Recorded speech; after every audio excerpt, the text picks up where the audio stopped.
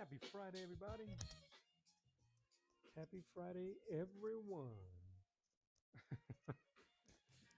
Welcome and welcome back. This is Arts of the Round Table. My name is Mello. It is Friday, February the 20th, and we hanging out. Hopefully, you guys can hear me okay. Let me actually test that. 1 second, please.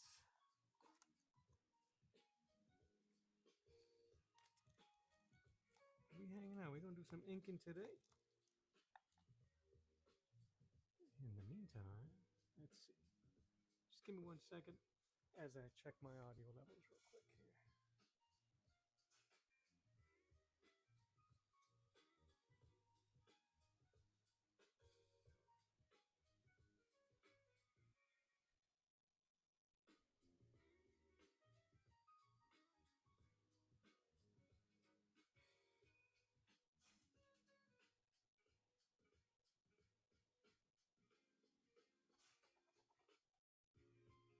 Sounds low, doesn't it?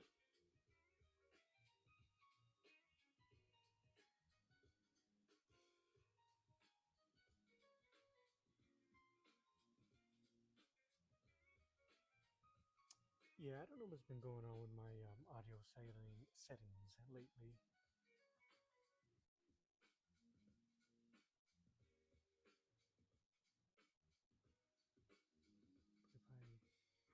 If I raise this,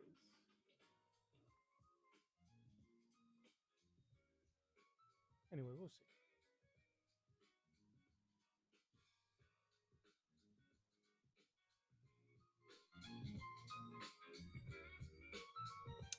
I might have to just do some testing, but we shall see. Anyway, let's just get to it.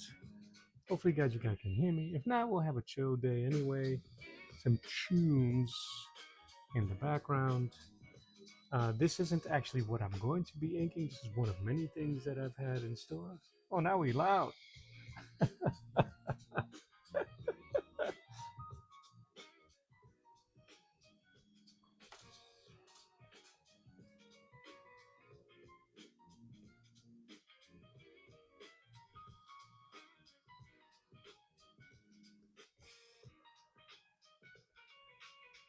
All right.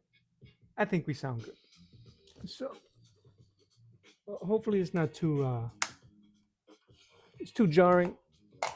Anyway, I say we get to it. These are a couple of things. I was for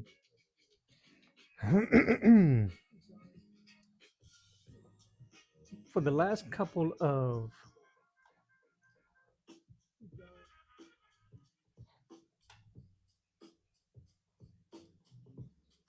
of weeks, I've been doing a lot of drawing. Not not this. This is from the King Jack Kirby. Let me turn off this light.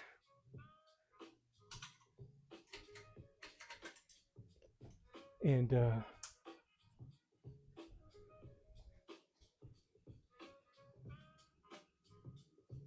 scooch that.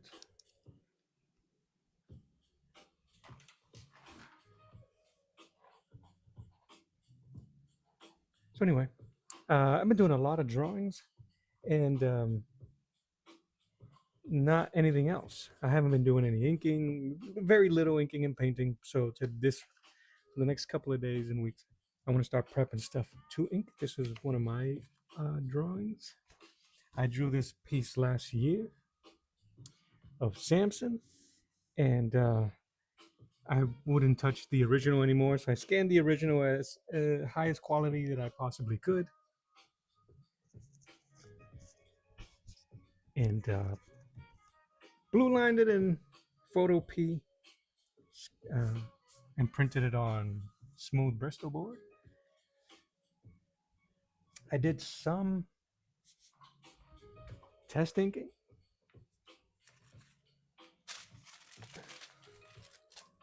on some scrap. I was having a lot of trouble trying to get the size correct. So these are some of the tests that I was doing. This is using the Pentel brush, which I find to be what I'm most comfortable with. So I just love the way those lines come out. And I I'm finding that I'm more comfortable with this because I've used it for longer than I am with these Winsor Newton brushes. But I'm gonna take Steve Rude's advice and go for a bigger brush size. I'm just not going to get a Winsor Newton brush because the one he recommends is a size 10. These are size 2 and 3. This one is a 3. This is a 2. This will run you maybe 20 bucks, 30 bucks. The size 10, the price difference is crazy. It goes up to almost 500 bucks, and I can't justify that. So I found an alternative for 15 bucks. So we shall see. So I'm going to try the 3 today. I'm definitely going to work with my Pentel because I loves it. And I'm going to try I'm going to try everything. I'm going to really try all of these. Some new nibs, some old nibs, some Tombos. I watched the other day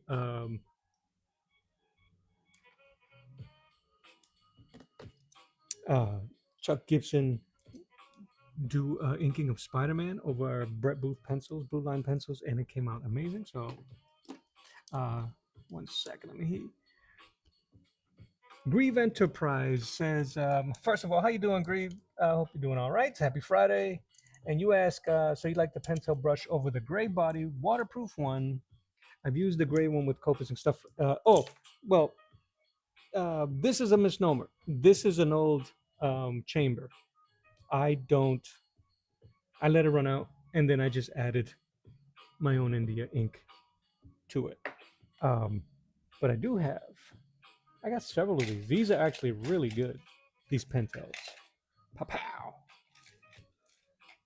And I got several of them because of the sizes.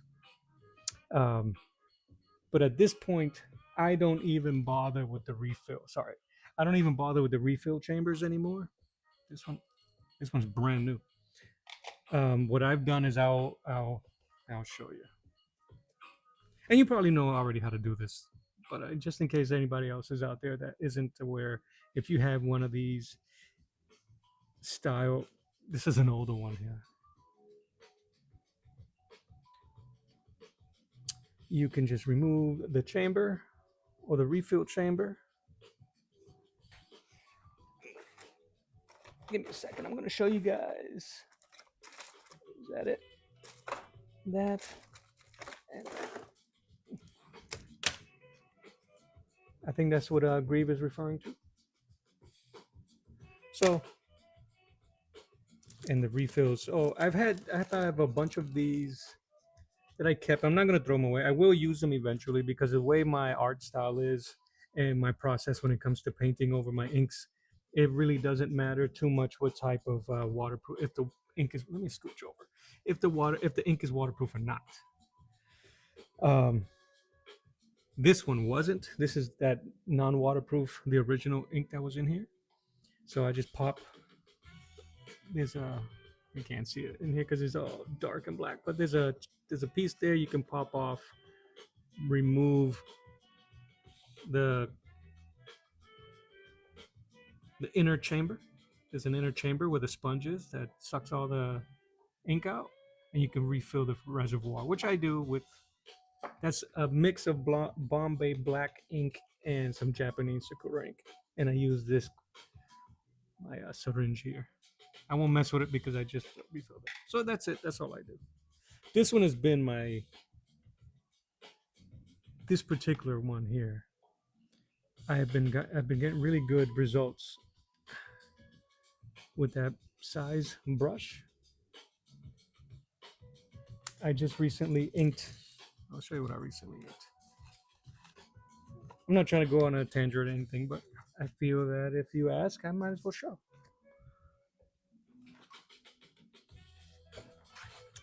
Using the Pentel brushes, I haven't inked anything just yet with any of the Winsor Newtons, and it's been a moon's age since I've done anything with the quills or the traditional nib pens.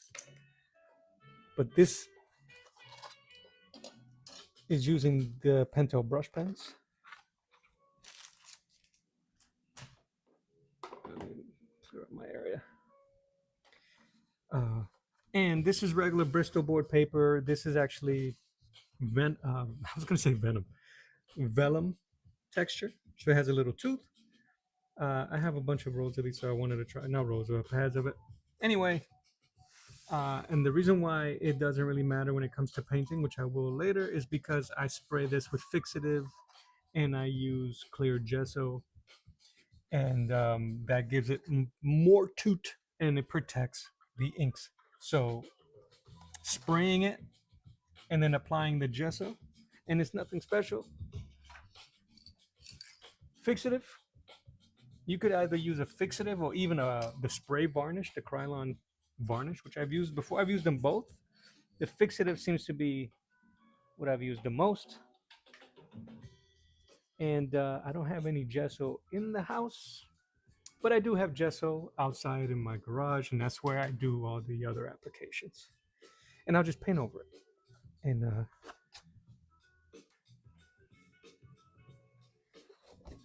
all my artwork. And where is it? Like today on my YouTube shorts, this one premiered. I gotta go back over it because of the black, but this paper is really cheap. So, not cheap. I'm sorry. It's not very thick. It doesn't have a lot of tooth. It's very thin. As you can see, even the ink has gone through, but it's using that same process. So that's why watercolor, I'm sorry, waterproof ink or anything like that doesn't really change the way I approach a drawing or painting, because I'm gonna spray it with fixative and I'm gonna apply gesso so I can paint out right over. And this is using gouache, um, a mix of Hemi gouache and a mix of Arteza metallic gouache. Anyway, so yeah, this is using the Pentel. Um, this one in particular, I think I did all right. I kind of lost it here, but that's okay. This one needs to get sprayed and gessoed. Grieve Enterprises asks, what brand of clear gesso is Liquitex?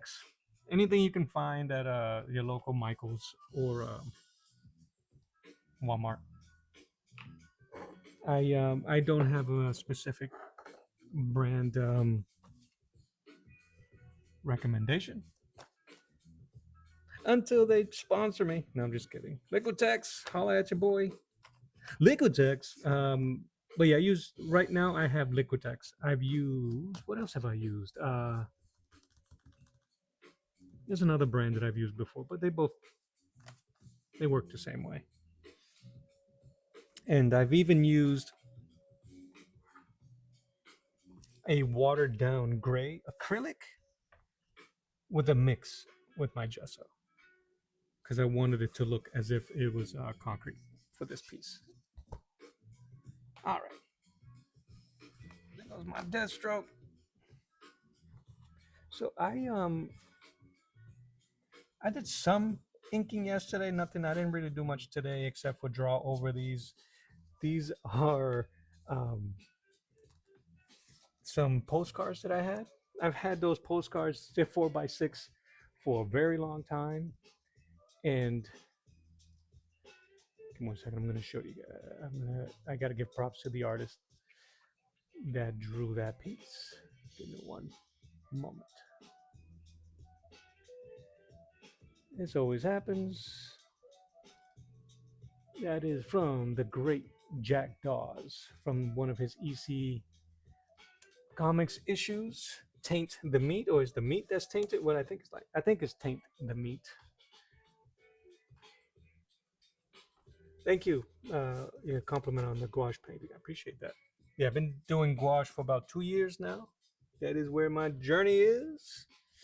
I'm a mixed media artist, but I am currently messing around with gouache. Um, but I am drawing over these because I had an idea from my friend Charles Clark of Saboteur Comics, whose comic book is premiering or is going to be coming out very, very soon. If you guys want to check that out, I'll put up a link to saboteurcomics.com and you can check it out. And I wanted to see if I can draw his character over this guy so I can get inspired later. So I'm going to be inking that. I'm going to try to be inking my drawing of Guts on 4x6. And this one in particular, I drew this and I'll be inking this and I'm going to have this available for sale at my coffee shop. The coffee shop. At the coffee shop. The link is in the description of this live stream. And it'll probably be like $3-4. It'll be one and done. So I'll sign the back. If you guys want it, $3 and I'll ship it to you. Now, when that is done, I'll eventually want to go to my Samson, but this one really is what they call the coup de grace, right? The coup de Gracie, a beautiful Jack Kirby blue line copy of Conan. What's really special about this one that I can't wait to do is because it was done in 1979, and 79 is a very important year because without 1979, I would not be here. All right, so I want to do some warm up. Oh, you guys won't be able to see this without a proper background, would you? Let me get some scraps so we can see that, or I can zoom in. We'll see. It's a little bright in my room today.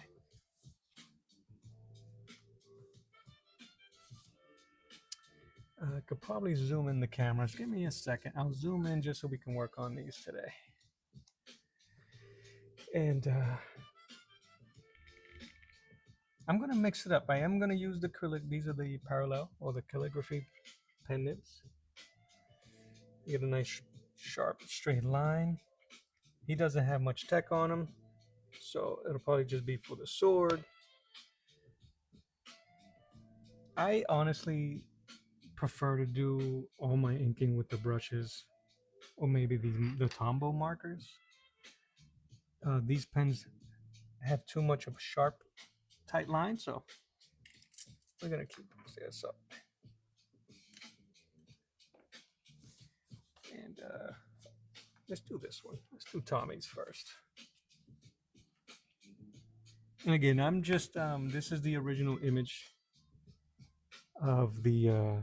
He wasn't the Crypt Keeper, but he was basically that character in the EC Comics Tales Horror Vault, I think. And he would introduce the story. So all I'm doing is superimposing some of my own drawing lines. Yes, but I'm just messing around. So it's allowed, guys. It's allowed. I'm not selling this or anything. I'm just practicing anyway. So you can do whatever you want with your art when you're practicing. I gotta shut my shades because it's too bright in here.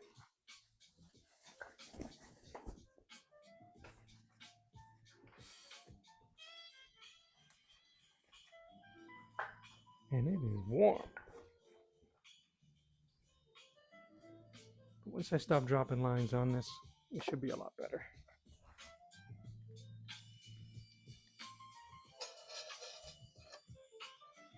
I'm gonna grab one of these as my scrap.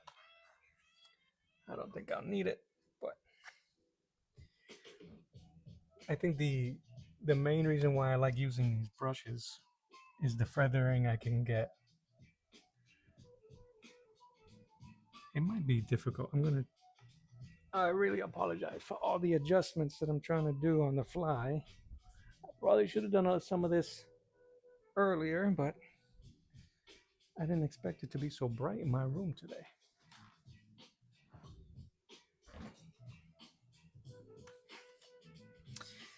So let's go. And what I really love about the brushes is just the amount of variety you can get with one, and it just looks really good. This paper isn't Bristol. I don't know what type of cheap paper this is, cardstock, but I should be able to still do some good brush work here. And let us begin, because I know you guys are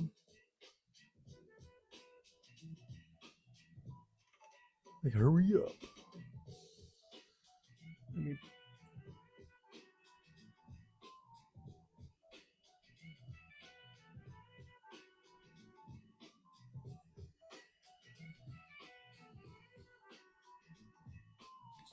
the one thing that I don't do, which I'm trying to learn to do, I'm more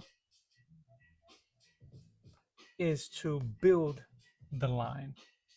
Right now, what I end up tending to do with my inking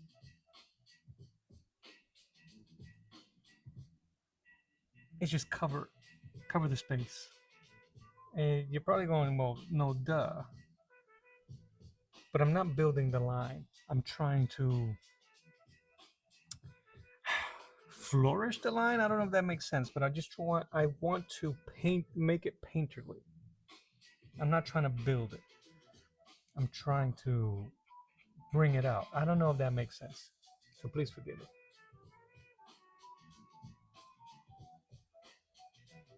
Like when you see artists using mainly with nibs, they will draw and build the line.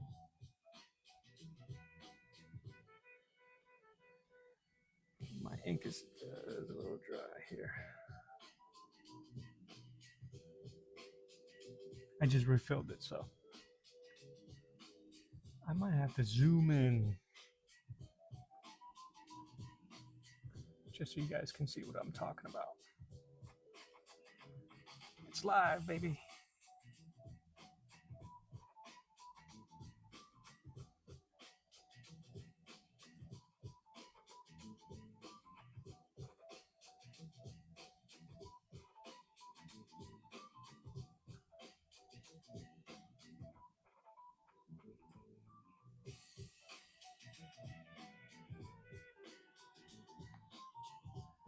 The Buck. What's up, man? Buck Crew. I appreciate you swinging through, man. I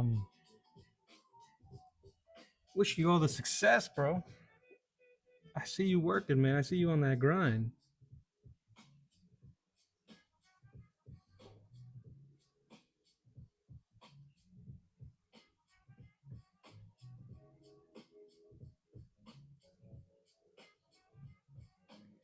I've been if you're still there, I've been offering some time to do collabs.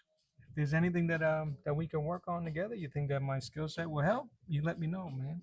Artist to artist.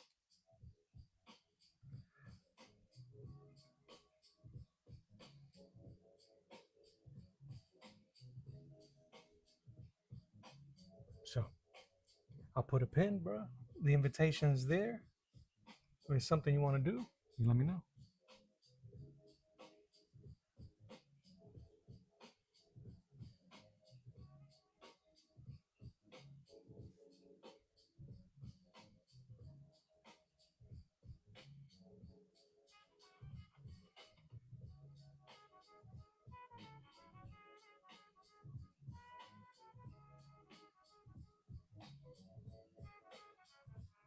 Oh, thank you.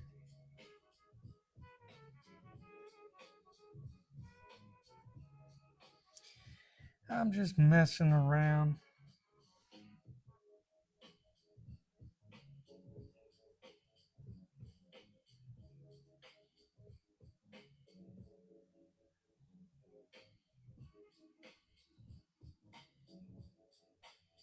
Yeah, absolutely, Buck. I'm serious. It'd be really cool to do. Um, but yeah, like I said, we'll put a pin on it and we'll keep the invitations open. Uh, if you prefer, if you have an IG account, throw it up there. I'll follow you and I'll send you a DM through there, or you can my email is right there on the screen, right here, and we'll go to town.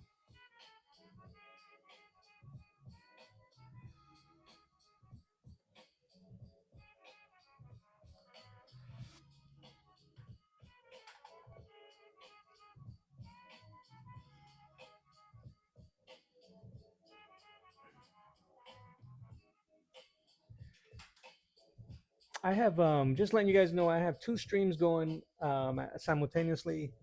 It's the same stream, but one is on horizontal, and one of them is on a vertical stream. So I'll be bouncing back and forth with comments and chats. So Netro Nexel, first of all, how you doing? Happy Friday. I hope you're doing good. This character, who am I? And he asked, who am I inking? Well, the original image that I'm drawing, that I'm inking over, is there was a series of comics in the 60s from EC Comics, and they had all the Tales from the Crypt or horror comics like that. And this character, that's what he originally looks like.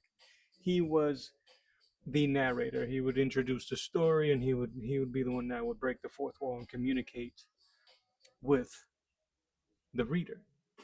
So what I'm doing is I'm drawing over. I'm using different lines, drawing over to practice my inking.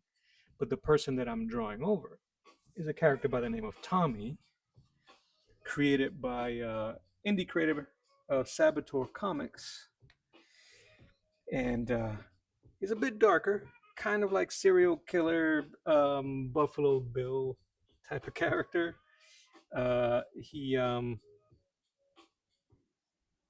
He wears the skin of his victims, so that's who I'm inking. And if you want to know more, go check out. I'm gonna put the link up there. Uh, Go check out saboteurcomics.com and check out the artwork in the book. It should be coming out soon. I think you can still support on his GoFundMe, on his GoFundMe comics page.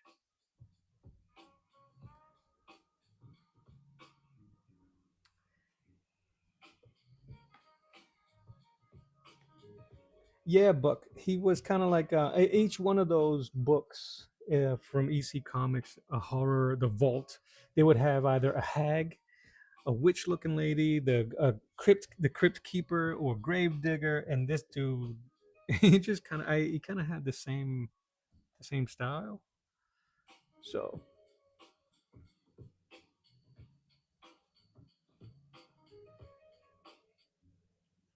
yeah, and I had this idea to do an homage for him for his comic book, and I just never gotten a chance to do it. But the idea was always there, and I have all of these EC comics available. So I'm like, let me just see what it would look like, so I can feed into the idea. That's all.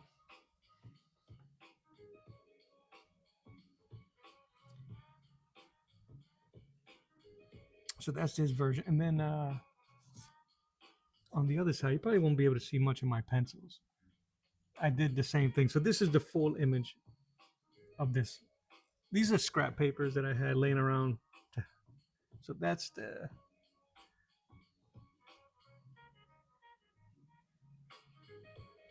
So he's gonna be wearing an apron.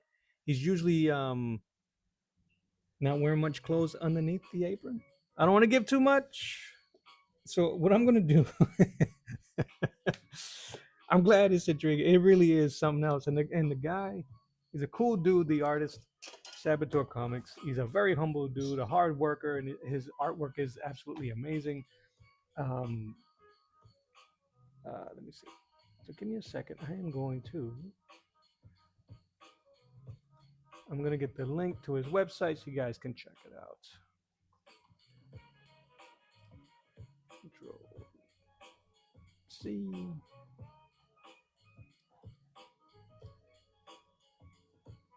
That's him right there. That's his stuff right there. You should be able to check out the link. I don't know. Oh yeah, I'll even put up the link to his fund.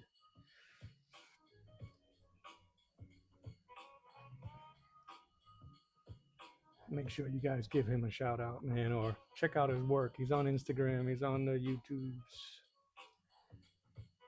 Yeah, bro.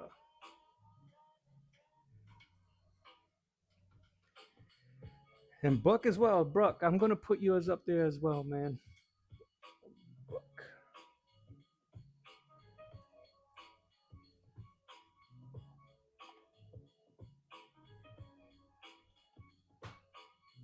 Yeah. Control C. And check out Buck Crew. Some Chicago wear, some streetwear. Very cool design. Get up in there. Buck, if you want as well, if you want to put in some links in there, it may not let you, but I'll copy and paste it and my links will go live for you. Um, I'm not sure. There are similarities. Buck asks if the character was inspired by a Texas Chainsaw. Um, the character is original, so the character or the setting might be inspired from that. But the guy that wrote this, he does a ton of research. So, all right. See, I might go with the smaller brush. All right. So, see, I'm more of a throw your line type of dude when it comes to inking. So let's see. Meaning, I'm just trying to like get it in there. The hard part about doing that is keeping it consistent,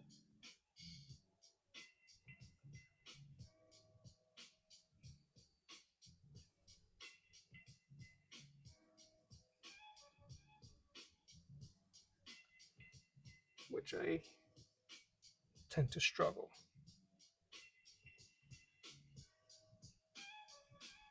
And it looks like this thing is flowing way too much. So just put in that work. I don't drink anymore, but I still have my shot glass.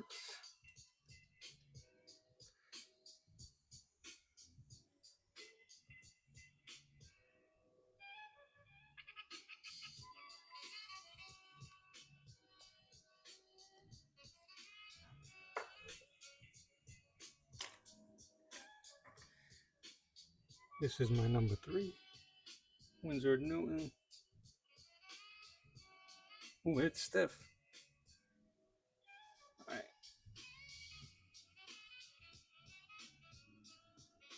The point that these come to are so pretty. All right.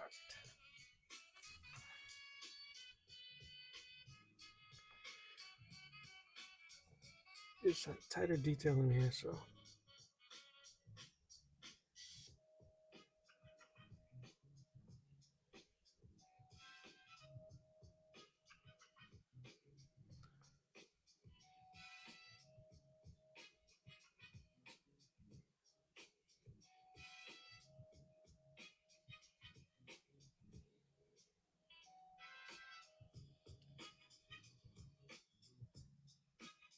Definitely the movie came first, I believe.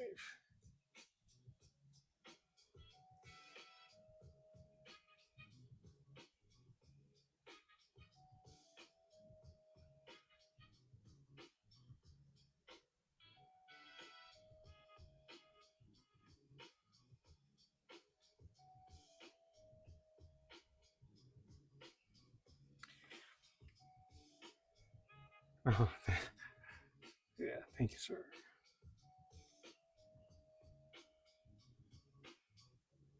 It's so delicate. There's so much weight in this brush pen as opposed to this. So, because I've been using the brush pens for so long, it feels this thing feels super light in my hand.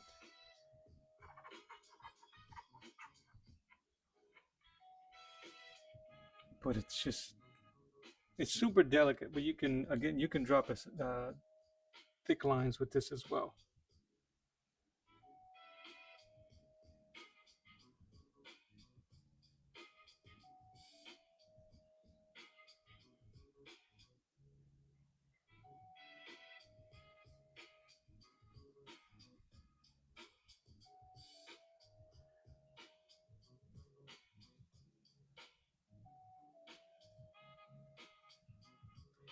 Yeah,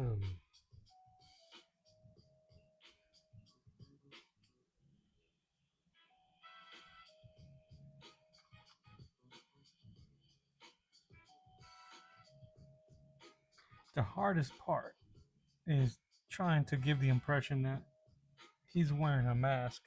He very much like the Chainsaw Massacre does wear the skin of his victims.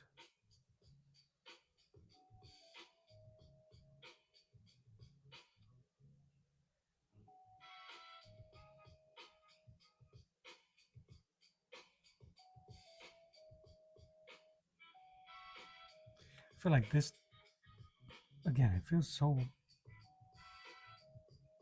delicate.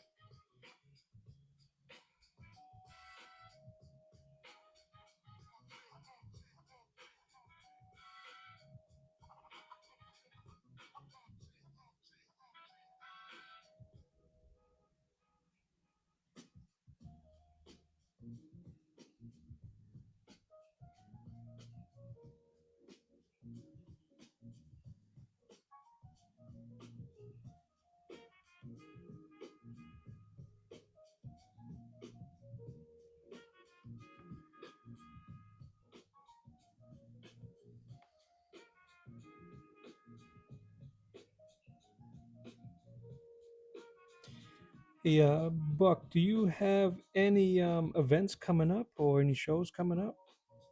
Um,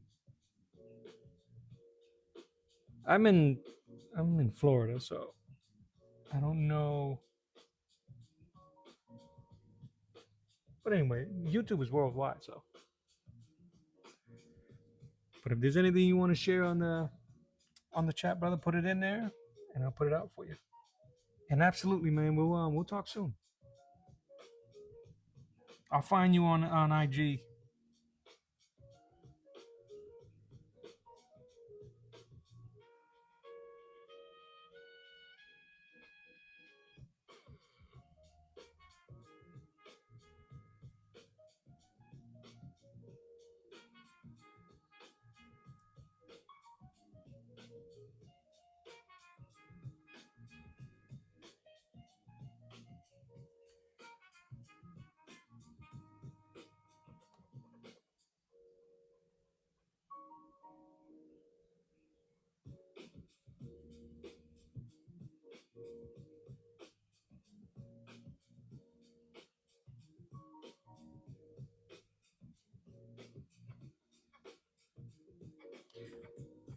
I'm gonna use the bigger brush later to cover this stuff here.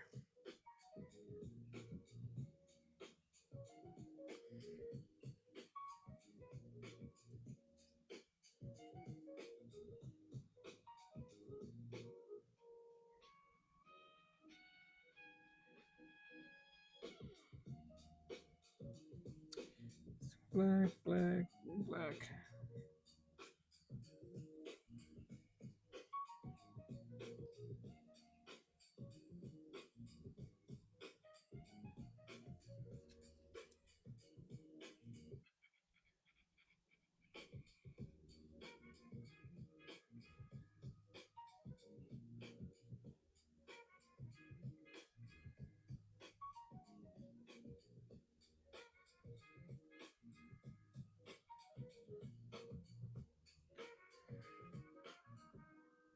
Yeah, man. Yeah, man. Uh, I haven't done anything substantial for like a week now, and except for edit videos and upload them and get them scheduled to come out. So I guess that's something.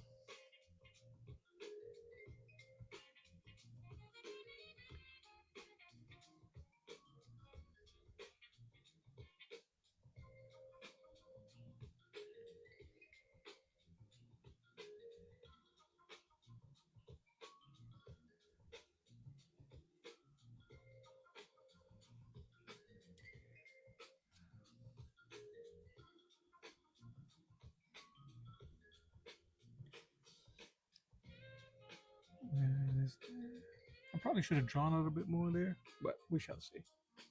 I think it looks alright. Rick Bulow, how are you, sir? Happy Friday.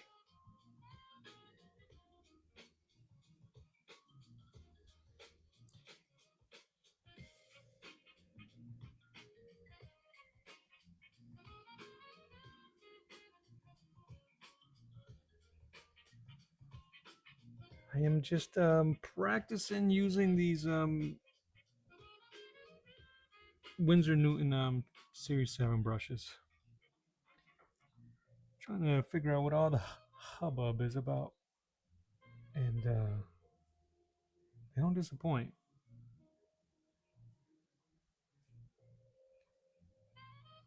I still got a lot to learn when it comes to inking and throwing lines, but I might just be overthinking it as I usually do. Um, yeah.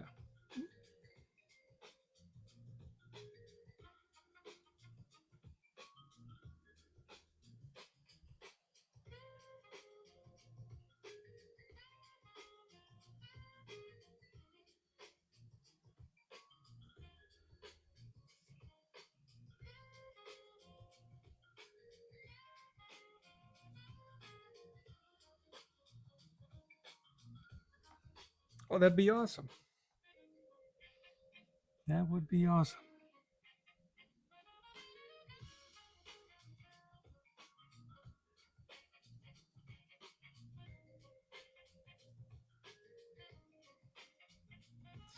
I'm really excited. I can't wait to see it. What up, Philip Michael? Happy Friday, man.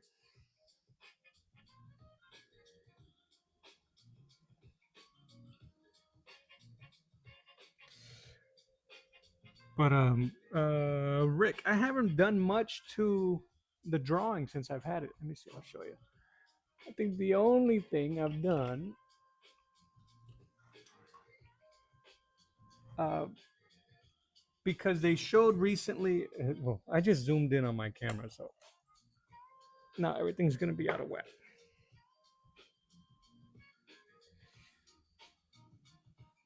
I don't know where all this ink is coming from, but I'll just show the arm. They showed Fisto's arm uh, from a still shot.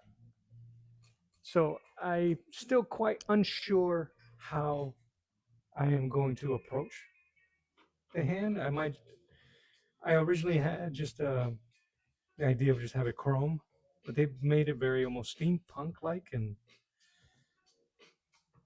so I'm not sure.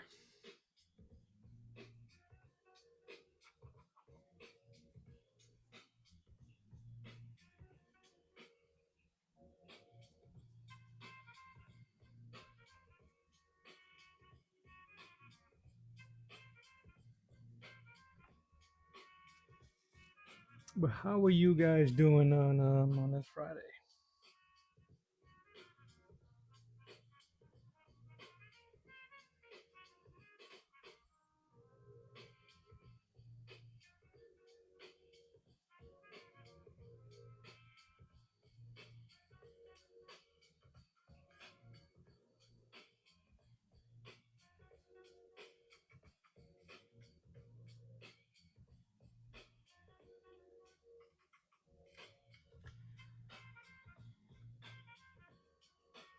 See, that'd be cool. A robotic gauntlet, and I am doing well, Philip. Thank you, bro. Thank you, sir. Can't complain, man. Well, that's not true. We could all complain, but I don't wanna.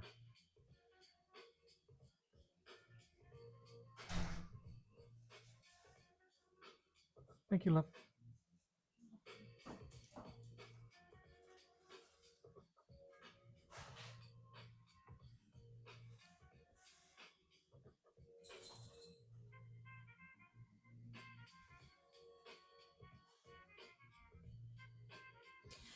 Yeah, Rick. The I did fan art for Rob Norton's. It was more for him as for him, but it was based on his interpretation of the Fisto character, and his version had a chrome metallic gauntlet. So I kept it that way because I think it looked pretty cool. And it's always cool to try to draw that and render it when I painted it. See now, so I wanted to try something different with our collaboration.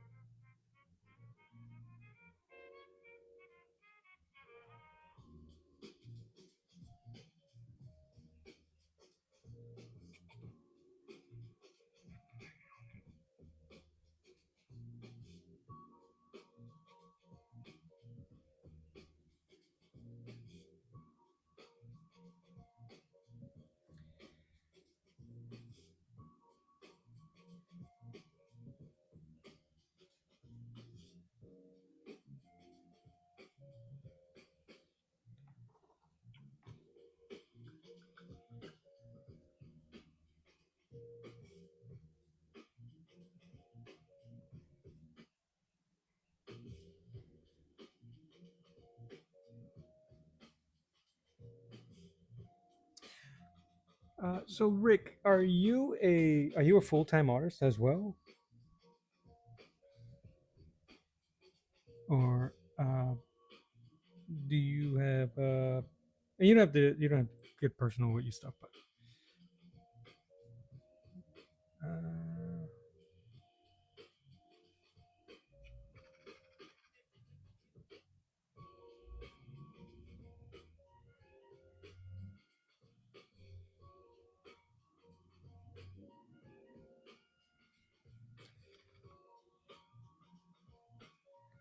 all right,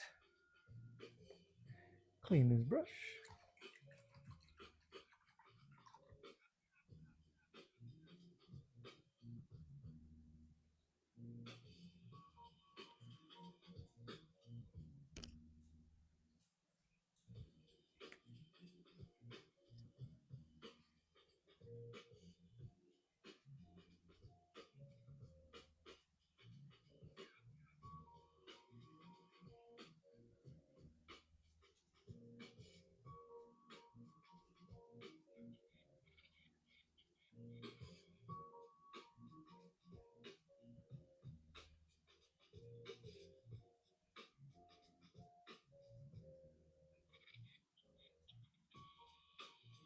Awesome.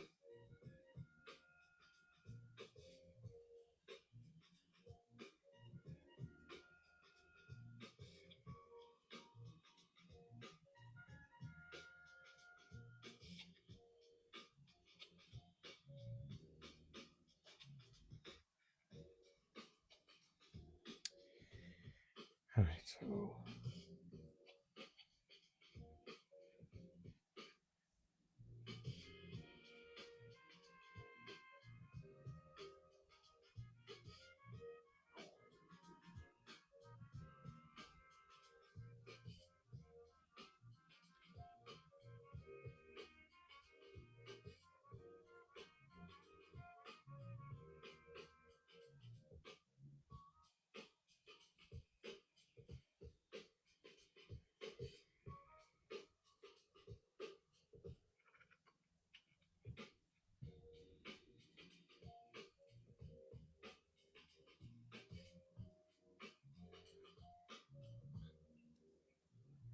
Saboteur, how you doing, bud? I am. I had this original idea, Sab, to do 4x6 postcards of um of your boy Tommy.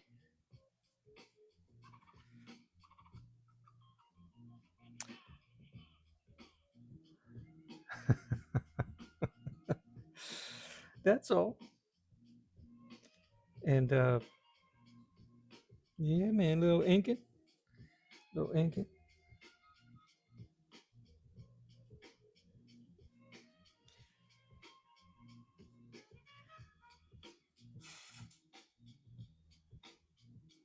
Ah, Emma, how are you? Happy Friday, and thank you for the support as always. As always.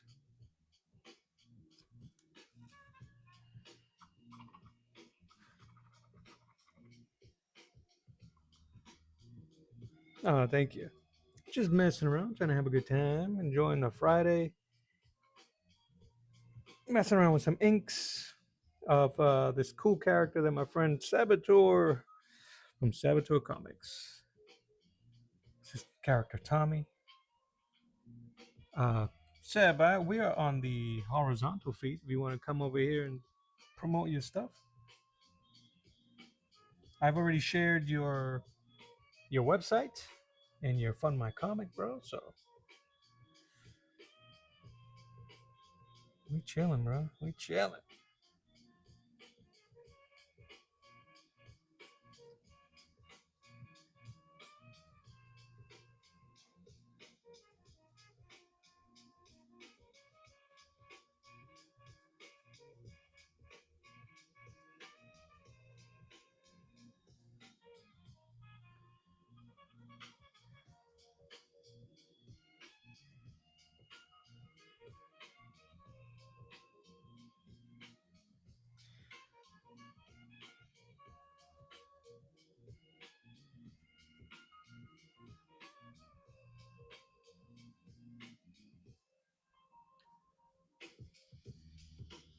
I put the Seb. I put the link to the. Yeah, I don't know why you would get how you get that one.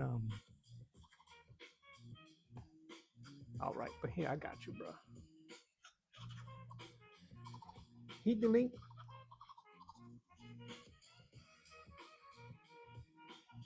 Uh, Tema, did you enjoy the live stream experience?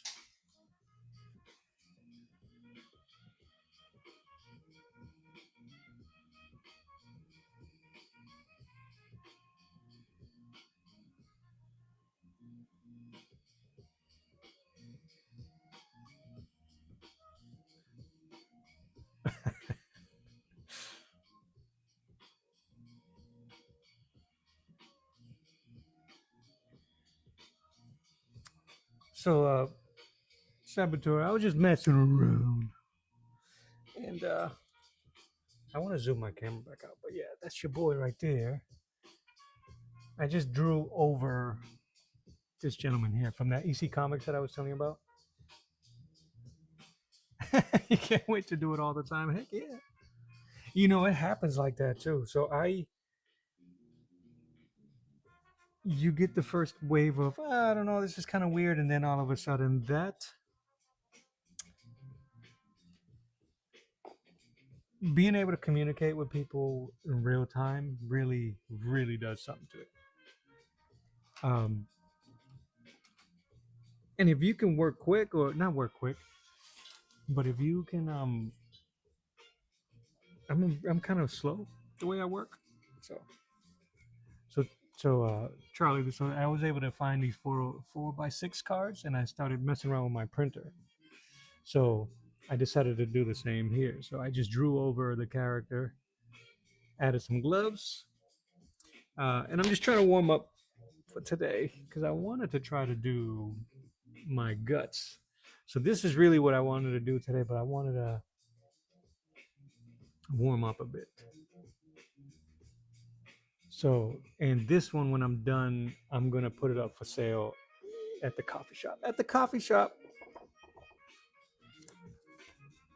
one and done. I'm gonna have to go.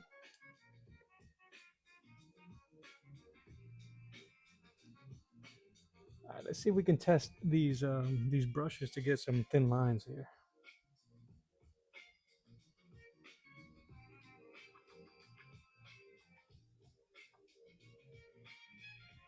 This is a three. I probably should use it too.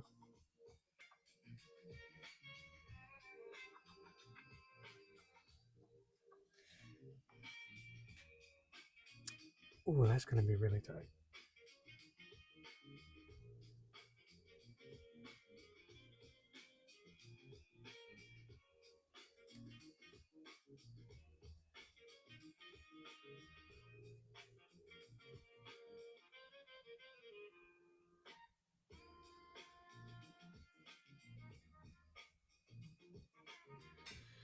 I'm just always amazed at the amount of line, the thin line you can get with these.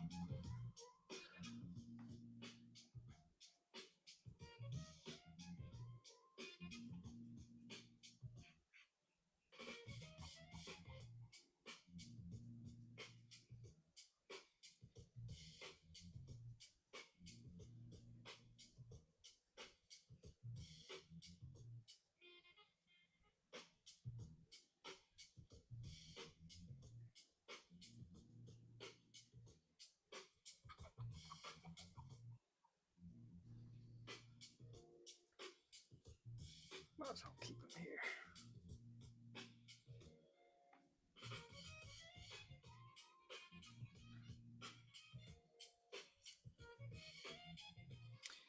And I think I just received some smaller stock cards.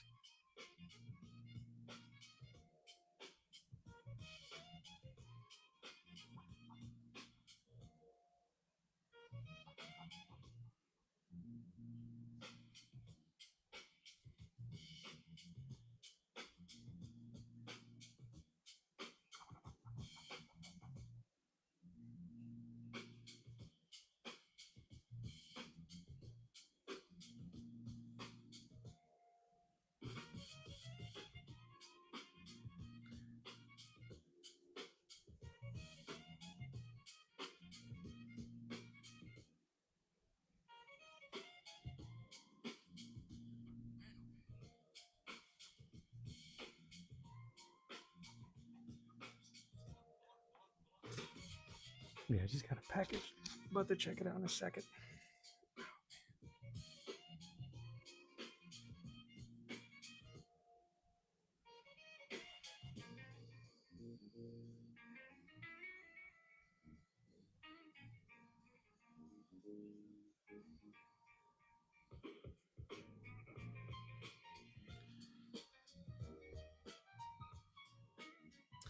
So is everybody having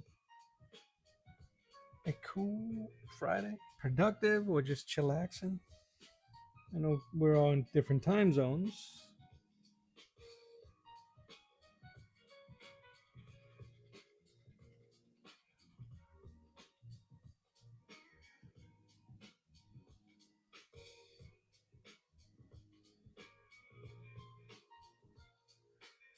Wow. Sam, I gotta learn how to draw intestines.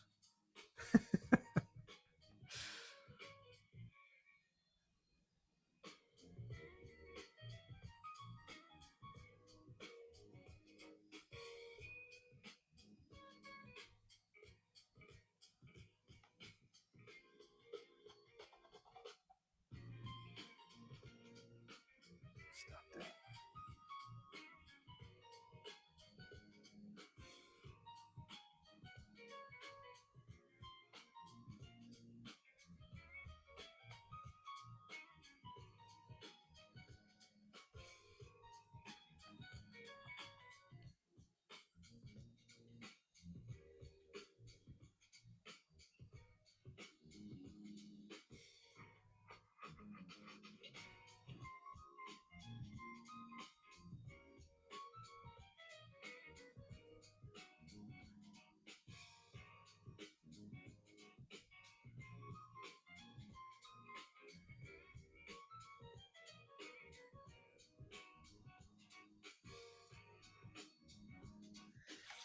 Jeez, the lines I could throw.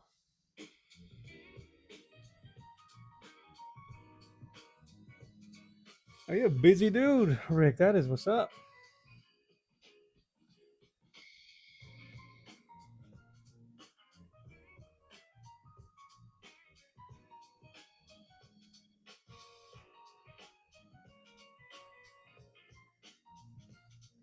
And you are an art tutor, correct? Do you teach painting?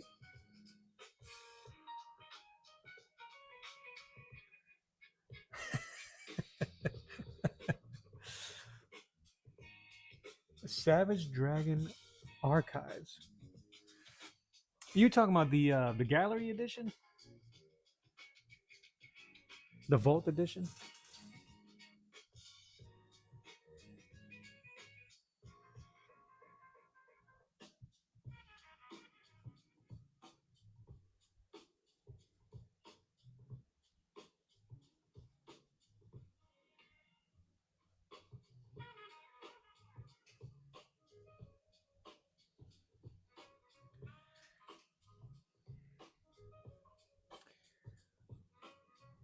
One of the three, I blame you for, but that's so funny.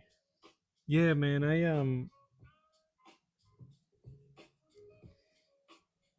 have so many of those archives or like artist editions in my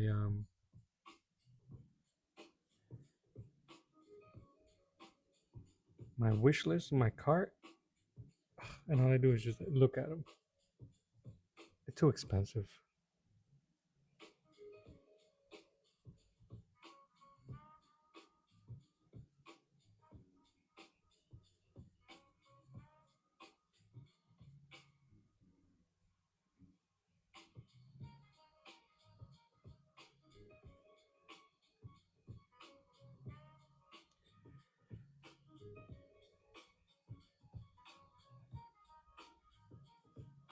That's awesome.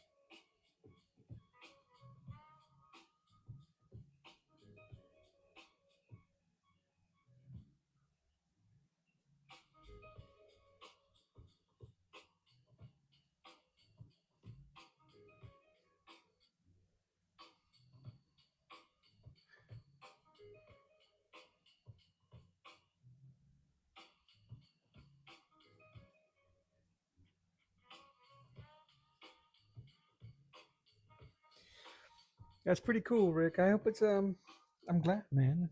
That's good.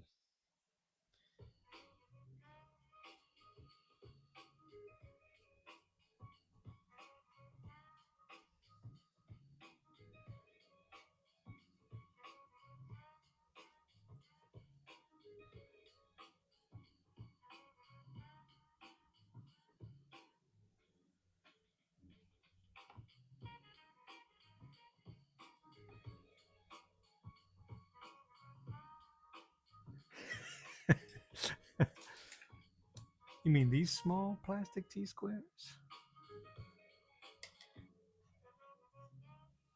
Smaller than that?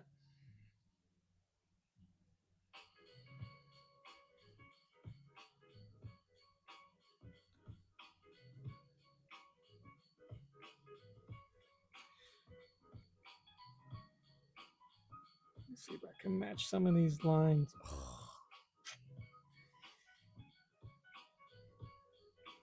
I think that's the trick when using brushes. Speed.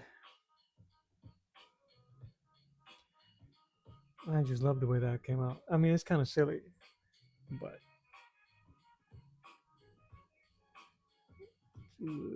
but that's what I really want to get comfortable doing. I've been watching. I watched a couple of videos of Mobius, Jean Girard go in, and the thing that gets me is the amount of confidence they have. Obviously, I'm watching when he was old, and he's been doing it for decades, but just how comfortable they are throwing their lines on the paper. It's like, oh man, that's really the my goal, to get that confidence and just throw it, and wherever it lands is where it was intended to go. I overthink too much of the this part of the process. Mara Schultz, hello.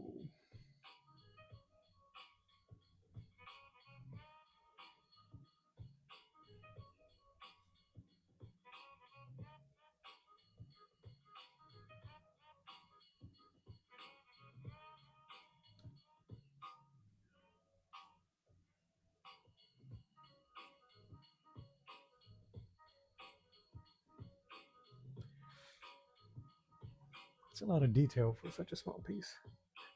You're finally back. That's right. You said you was gonna be I remember right, you was gonna be away from the social mediums, or at least away from YouTube for a couple.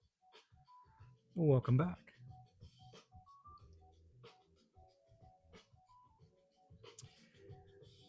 So Mara, if you like, on my pinned comment is a link to the horizontal version of this same live stream, and there's some people there on the chat. If you want to hang out there, you are more than welcome.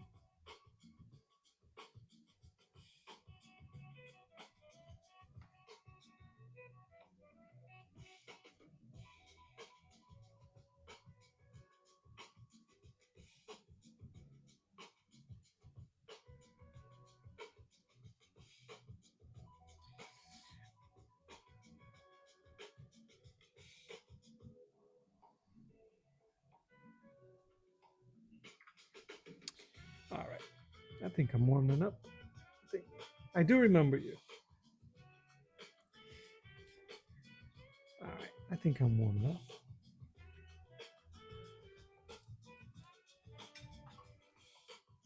Let me see here. What can I work on? That's that. That's that. Hey Seb, check out the piece that I really wanted to try to mess with.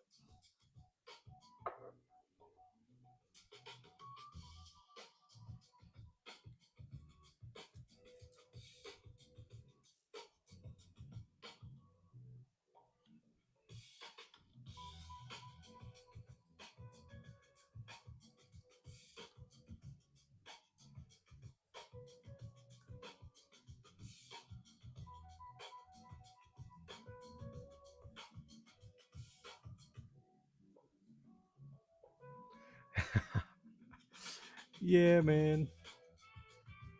Uh,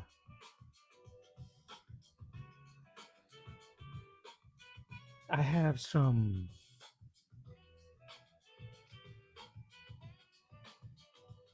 I have some Kirby stuff and some Buscema stuff, but I'm like, it just came out so nice.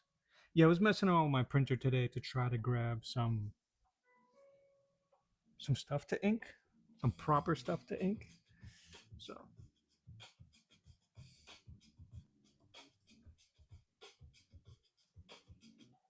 I'm gonna try to fix this.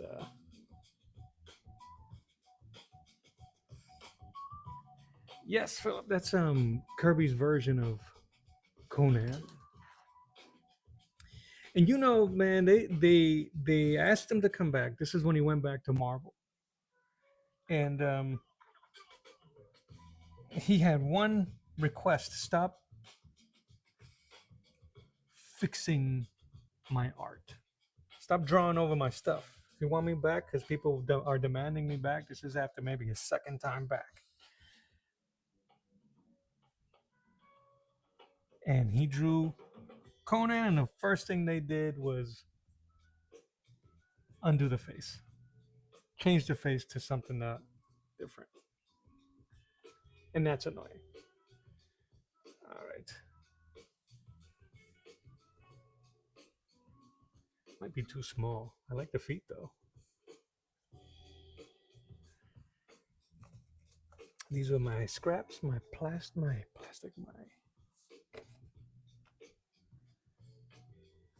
I'd love to try to do this one, but I don't know if you guys will be able to see it once I start inking.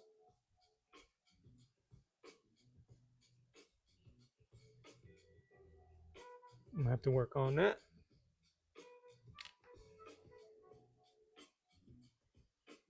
I can't tell if he did brush or nibs.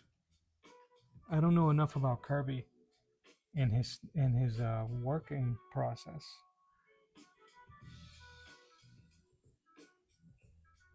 But yeah, I was just trying to mess around and grab some printouts. This was another. This was mine. This was the original idea for it. That's where all of these scrap pieces were coming from. All my failed attempts. That's my Samson there.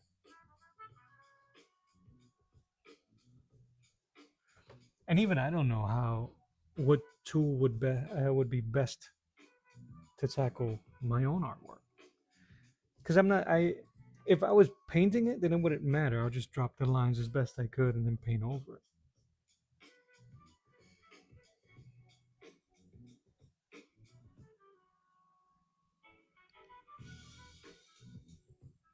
So I don't know.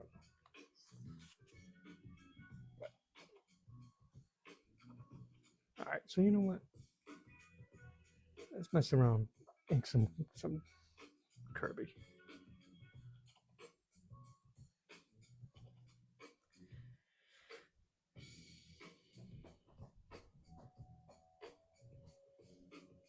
I think that'll be fun.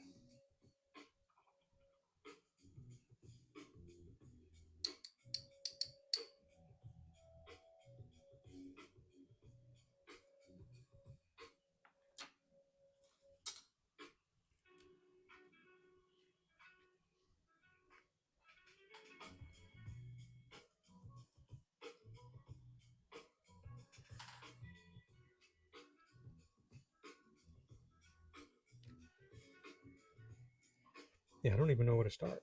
Like if it was mine, I'm trying to think of it as an anchor would, but I think that might be what my problem is. I should just, who cares, right? Just follow the line. Let's go.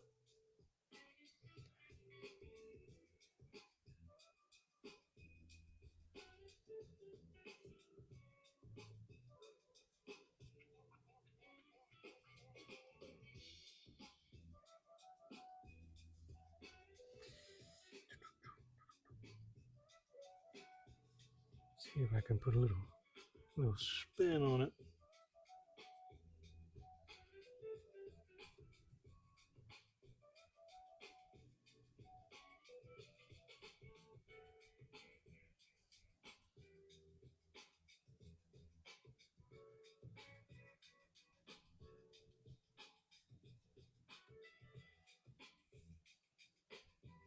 I don't know how much I should change, if I should change anything at all.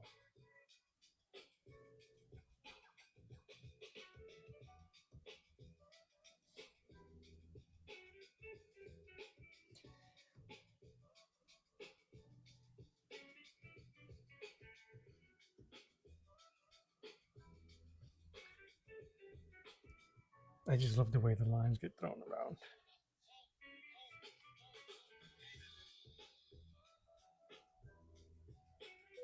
Give me a second.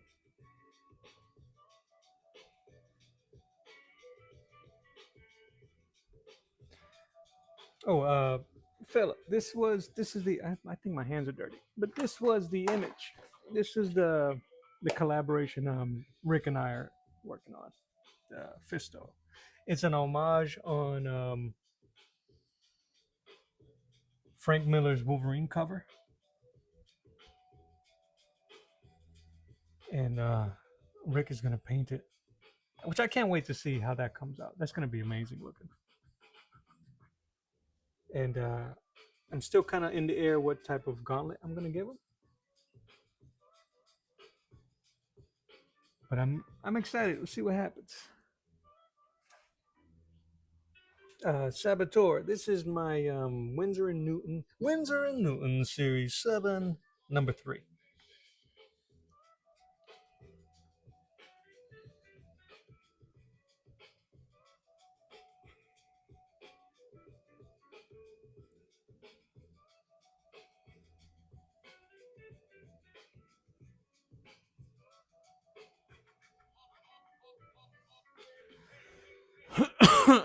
Julio, my friend. Julio Cesar Petrini. How are you, man?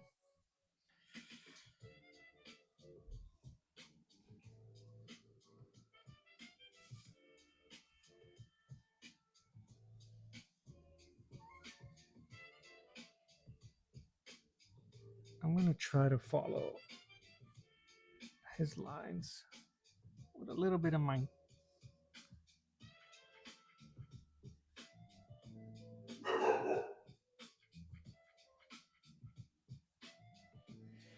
We should, man. We need to check. This was the only day I had free this whole week. Um, my schedule really relies on my son's schedule.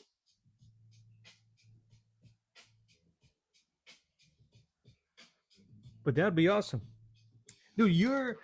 I'm upset because I feel like I'm talking to Julio. Your Galadriel was dope, but it's an older picture. Yeah, my that was my dog. Um, and I just got the notification for it that day that I commented on it. So I'm kind of upset about that.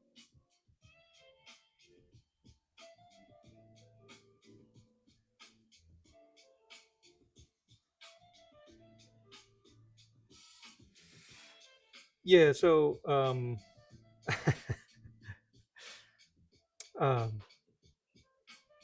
old story. I'm unemployed, so I make sure, man, that my boys who are working when they're working that they get there on time.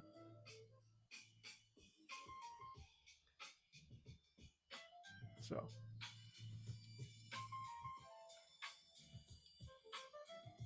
oh no, Julio, what happened was that I didn't see when your video of Galadriel was published. I didn't get a notification for it. YouTube has been kind of funky that way.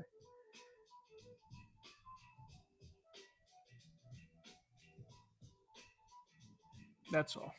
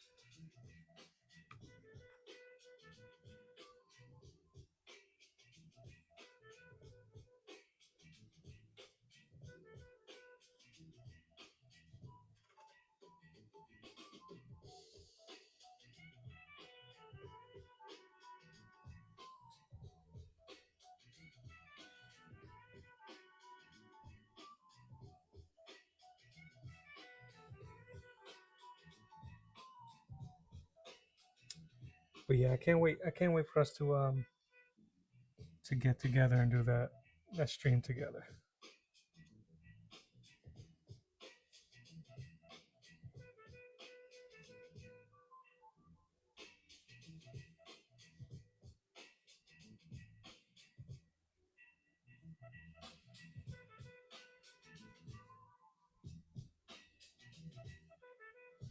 Ah, so okay, so I think that may have happened. So when I saw it, when I saw your video, thought it premiered, but then I saw that the date was for a later date. That makes sense.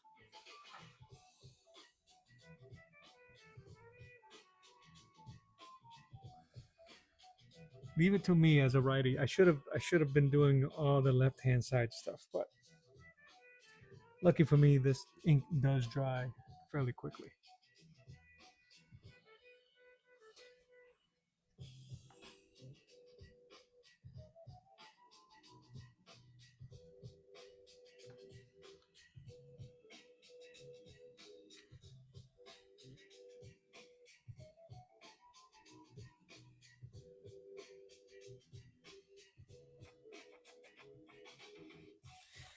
Like I always feel unsure, man, and I hate that feeling.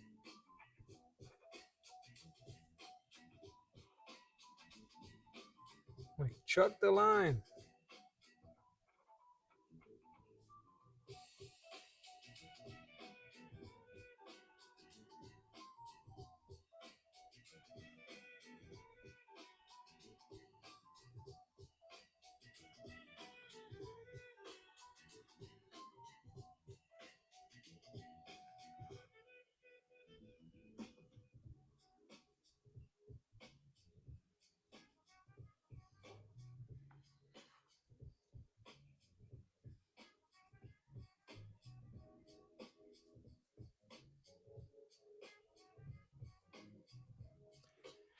Hey Saboteur, I've been thinking of scanning in some of those artist editions, the pencils, to try to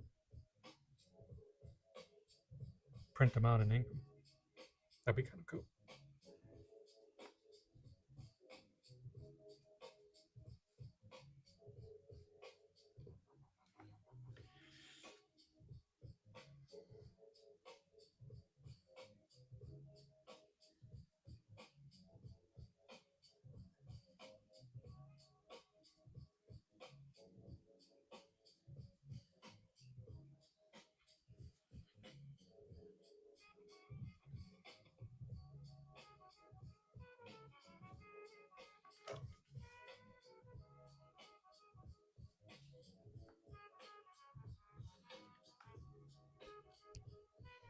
I really wish though the brush was a little heavier, but what can you do? So I mentioned this earlier. This series 7, this Windsor Newton, maybe run you $20, $30. This is a size 3, number 3. I looked at the other sizes, and the price jump is hard, real hard. Let me see.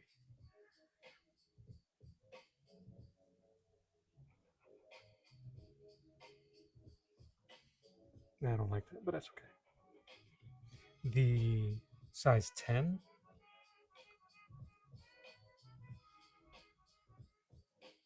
almost $500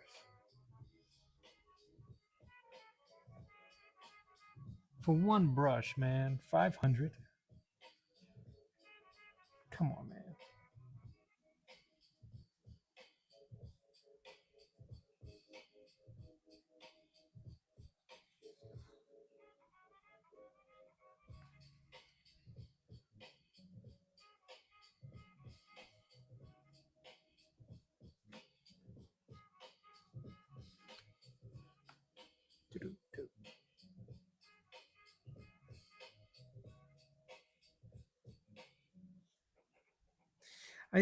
I wonder if they used predominantly brushes back then.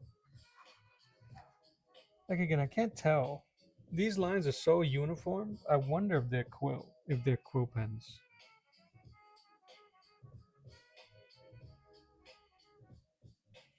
because they're just so square.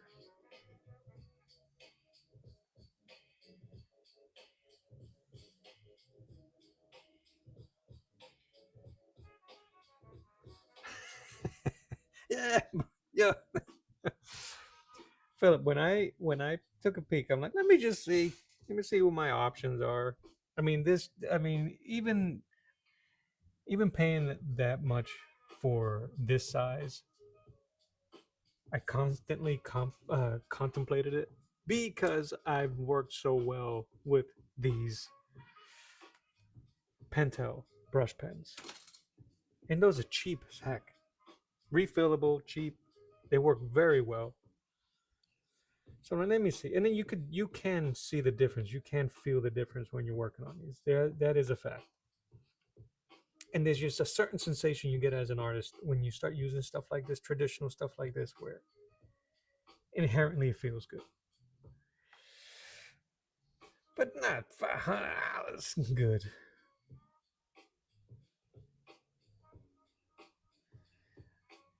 The number 7 was about $120, I think.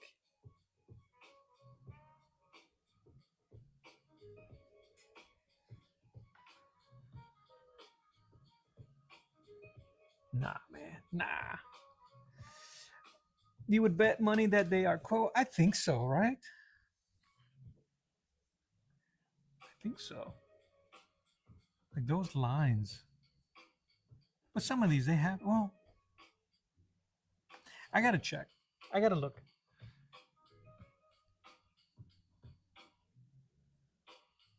Yeah, I hear you, man. Uh,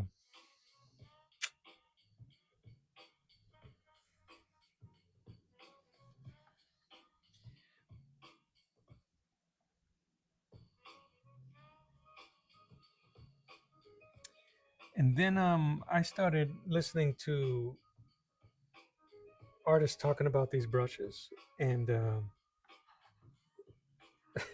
they got the nerve to be like, oh, not all brushes are made the same. They're not all equal. If you get a dud, just throw it away. No, man. Nah. Yeah.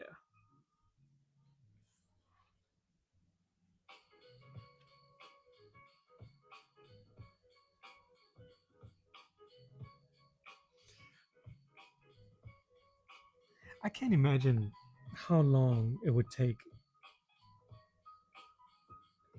to ink with the quill.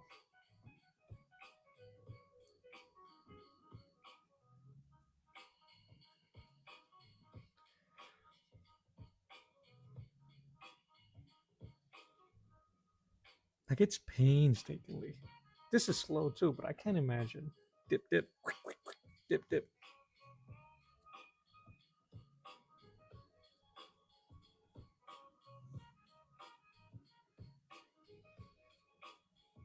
Yeah, these right here, these lines on his elbow are so straight.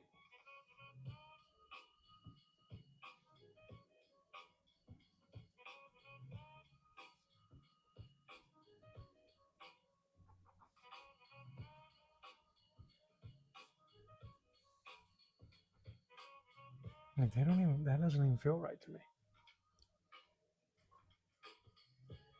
I don't know where this stuff is coming from. Like I'm not even using my left hand.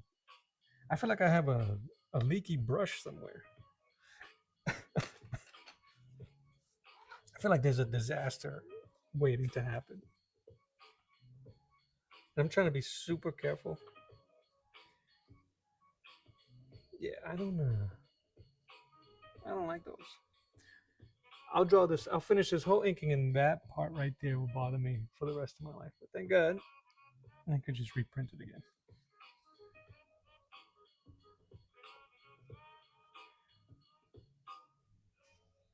Plus, I'm working too slow.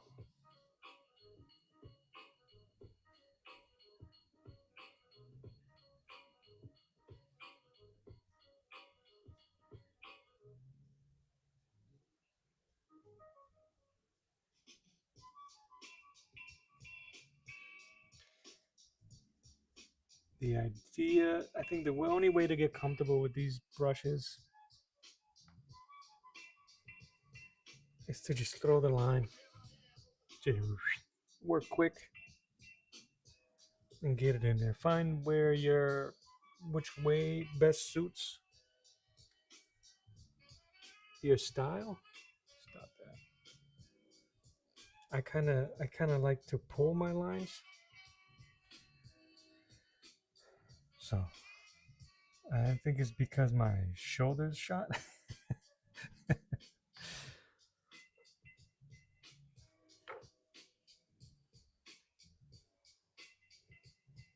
And I think that's why.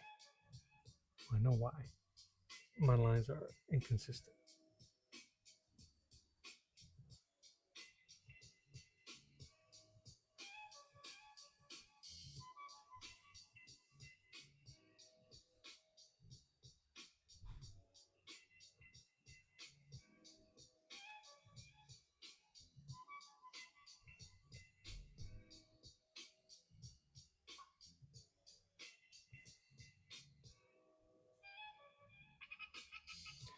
This makes for amazing practice, though.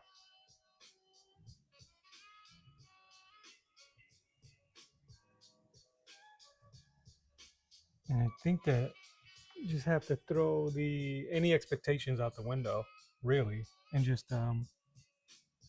try to enjoy it as best you can.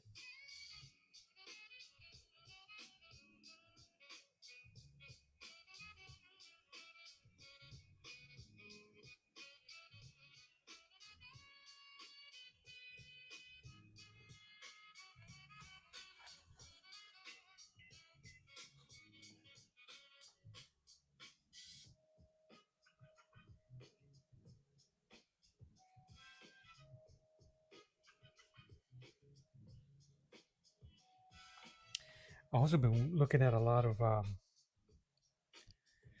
Joe Kubert because they have a lot of his videos online from his school,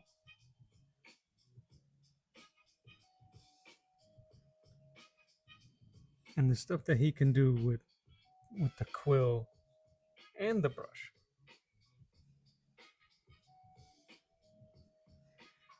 That's what I love to do mostly here. The flourishes.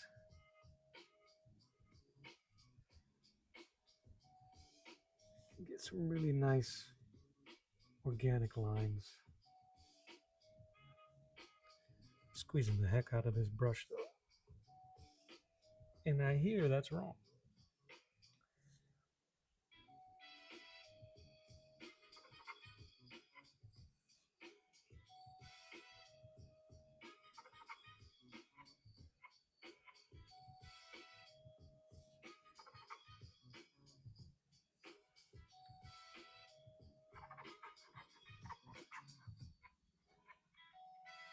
Be like water. Heck yeah.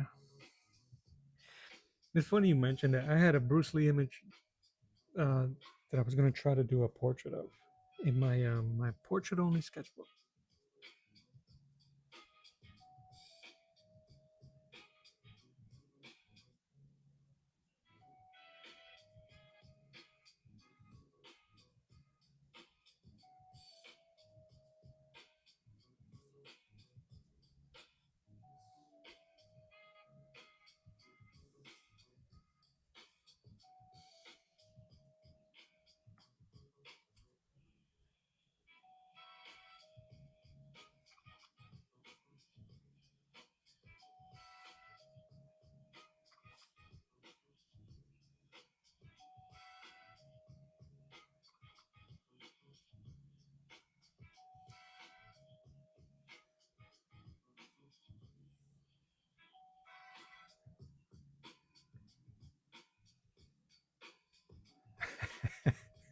Yes, Jubert. Jubert is really good too. They really were ahead of their time. That class, man, of Hubert Kirby and then Buscema right after.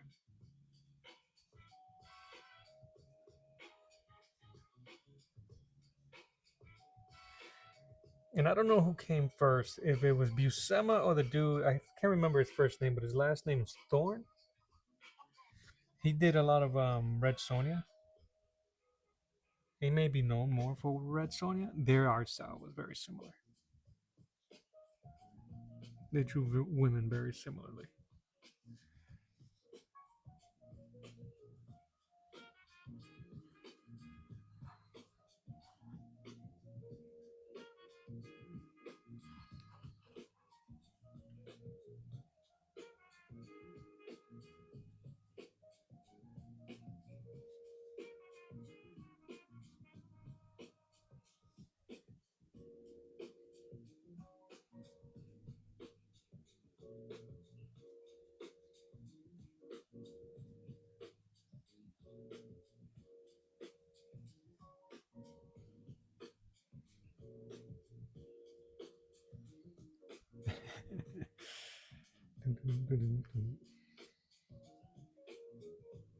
Oh, I was about to use this as my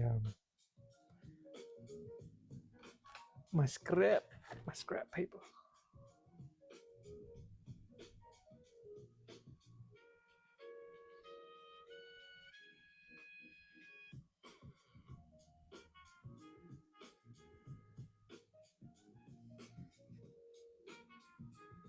Frank Thorne, thank you, brother.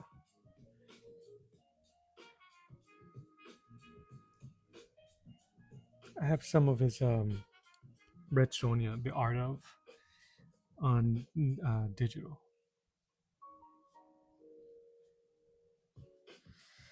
God bless the digital age, man.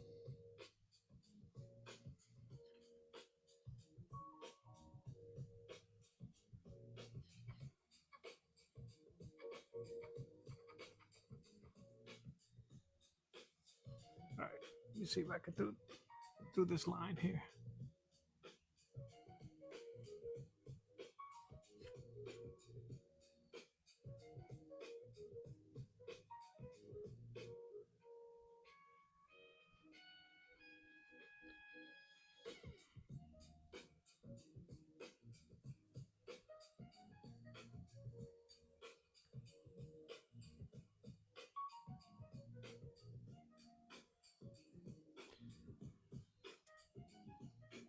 But yeah, they drew very similar style.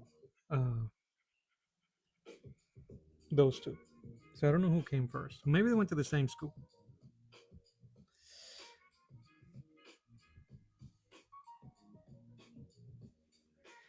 A lot of them came from romance novels.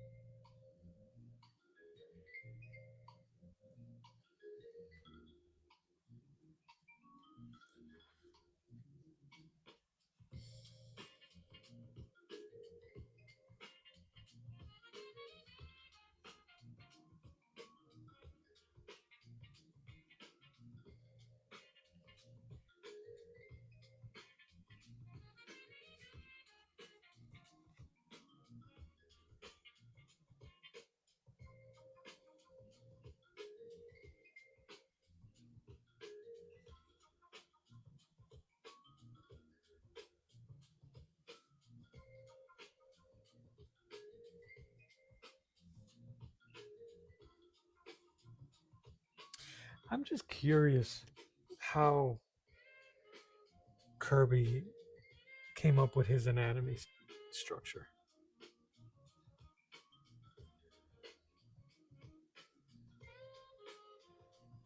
It really is pretty good, but it's so unique.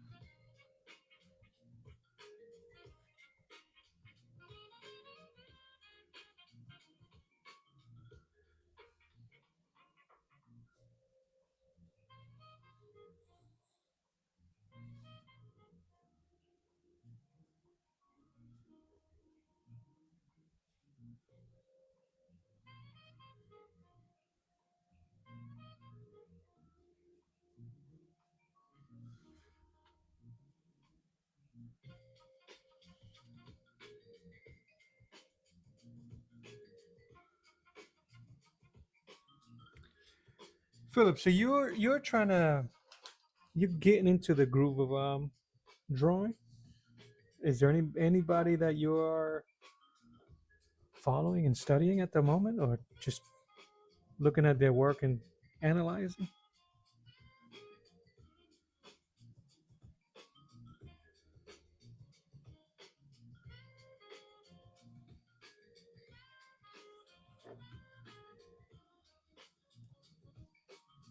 Oh, my shoulder. All right, let's see.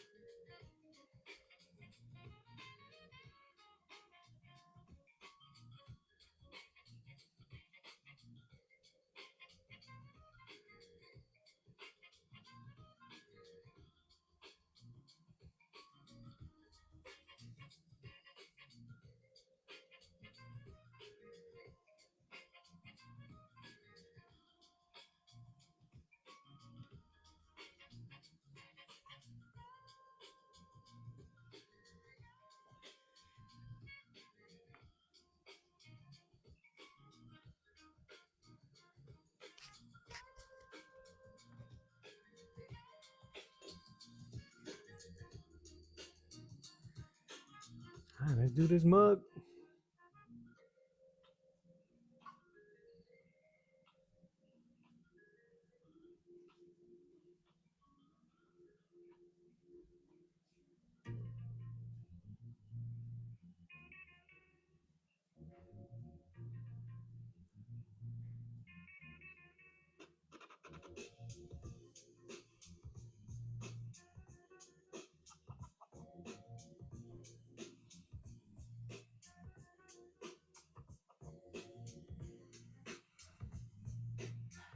The fundamentals. Yeah, man.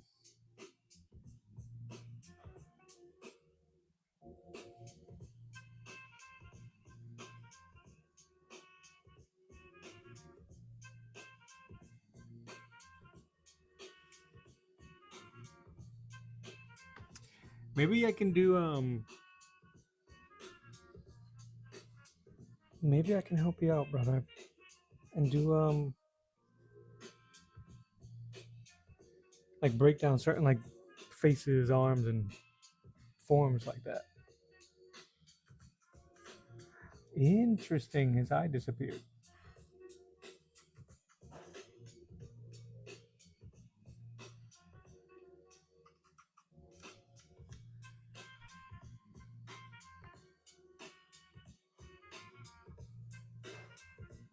Yeah, McFarlane and Capullo. Yeah, they're awesome. Capullo has just evolved so much. So I don't know if that's part of his face or his hair. I know that's his hair. I'm gonna I'm gonna make that his face. Absolutely, man. DM me whatever you like, and we'll figure something out, brother. I'm gonna make that his face.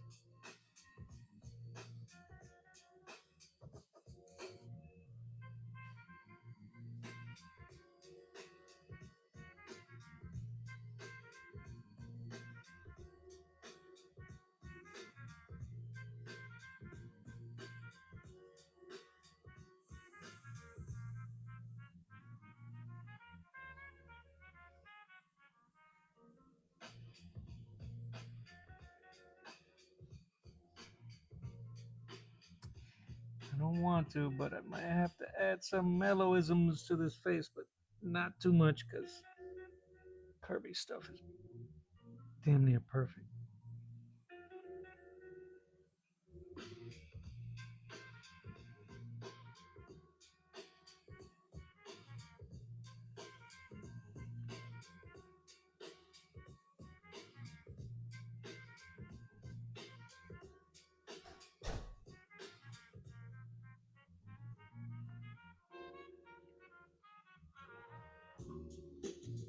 Absolutely, man. I hope you have a good day. Happy Friday. Have a fantastic weekend, also.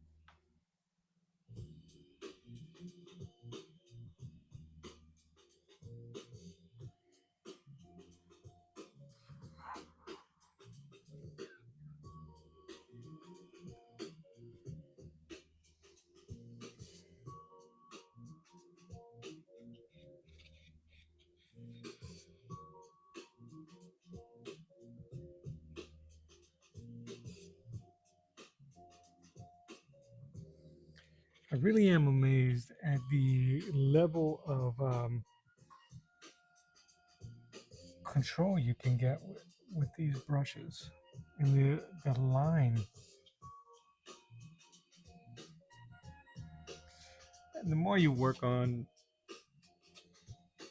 wrist control and brush control, it does seem to get more fluid. The movements.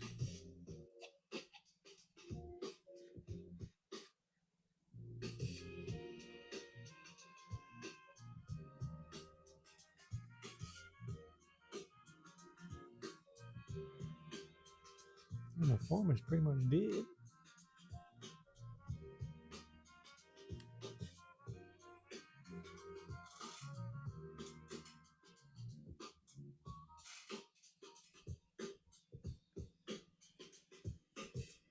Let me see if I can finish the body, and then on a future stream, we'll see about that background.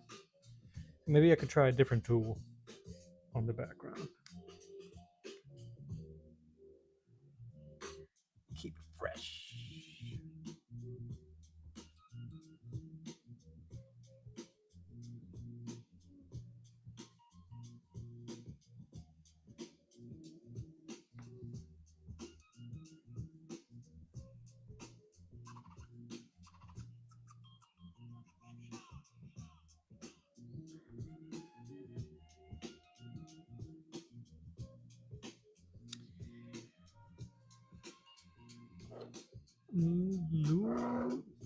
Getting a little bit looser.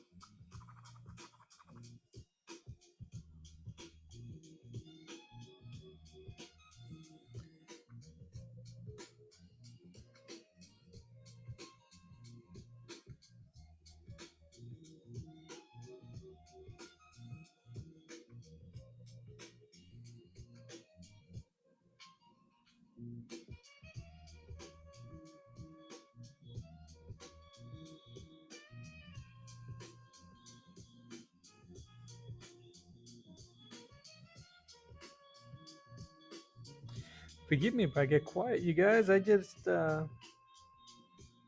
in one of those grooves.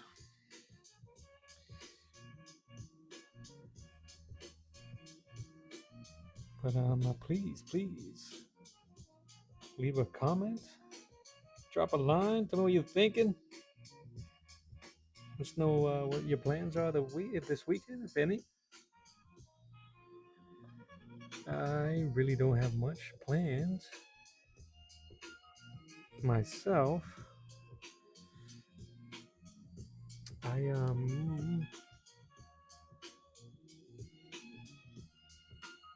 I got more supplies coming. This table mat that I got working here. You can tell if I've been using a lot of 11 by 17 sheets, and this lip starts messing with me. So,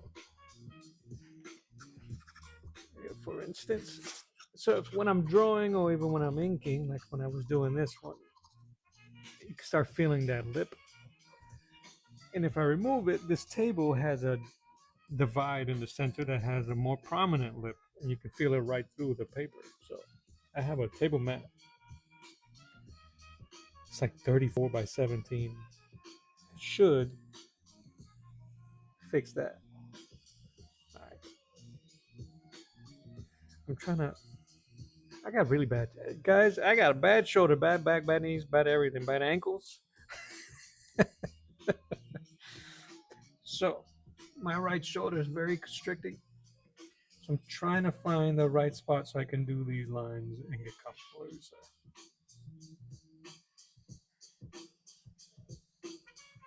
And of course, talking so much, my ink dried up.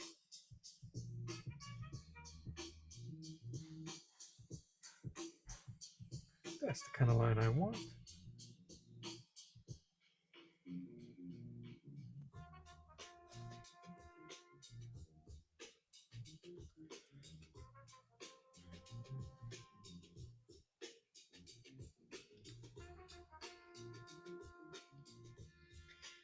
But yeah, if you guys, obviously, if you guys just popped on, I am just inking over some amazing Jack Kirby artwork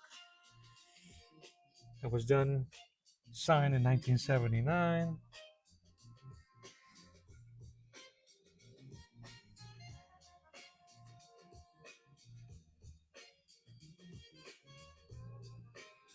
just to practice and get comfortable with these Winsor Newton series brushes.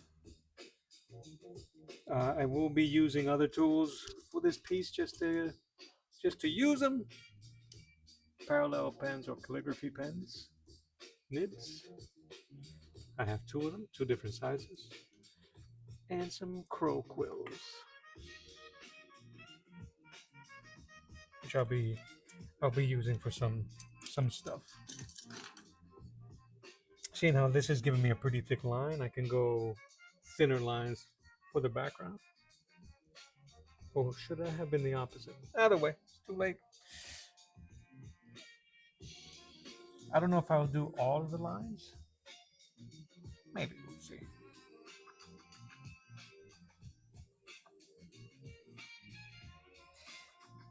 This shrub is in front, so that means that it should. Maybe I should just follow his line and be happy.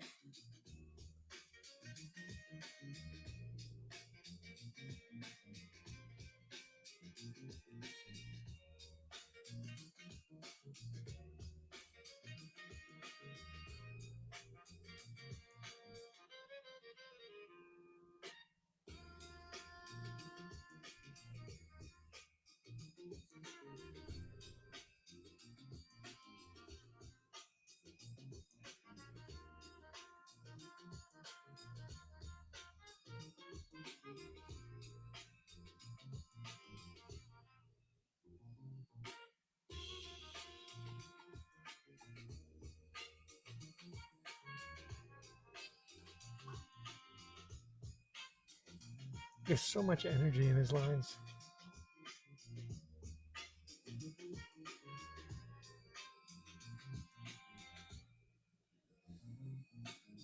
Just do his hand.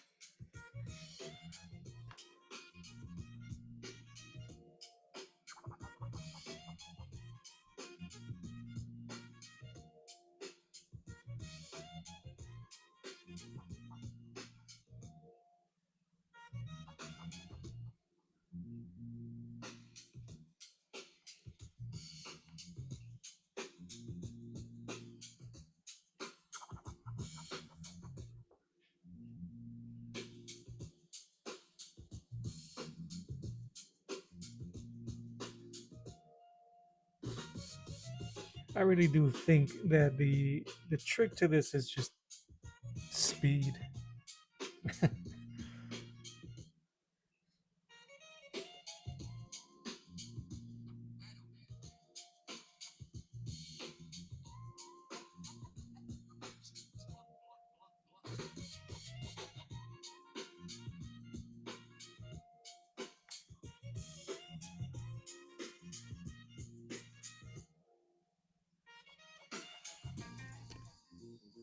Where is it? Also, if you guys are wondering what type of ink I'm using, it's a mix between this Japanese calligraphy ink, and I'll find the name out if you guys are really interested, and Bombay Black India ink. The majority of it is this ink right now because my bottles were very low. So all I ended up doing was just mixing the two, and they've been pretty good so far.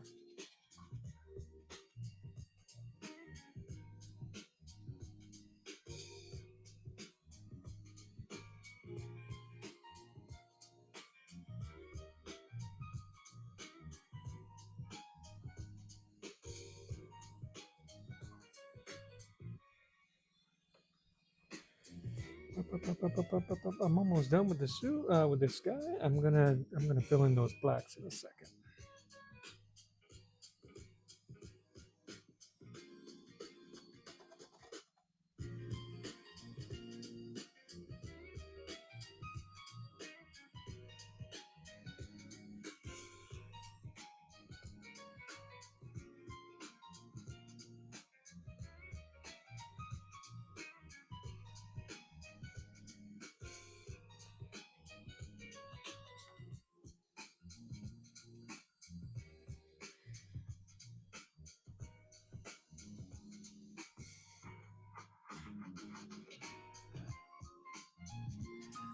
I don't know honestly how I can express how cool this actually is for me.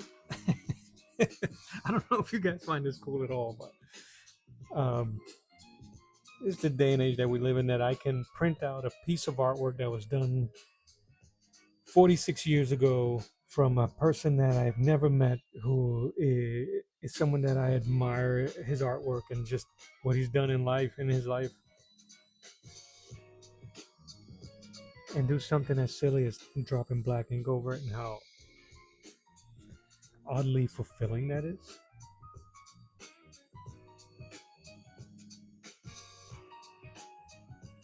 And learning a ton in the process. Learning a ton in the process, just from line work and composition when it comes to, if we're thinking about artwork, you know?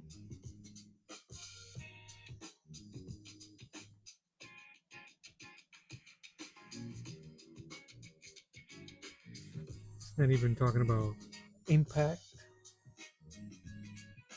the character, any of it.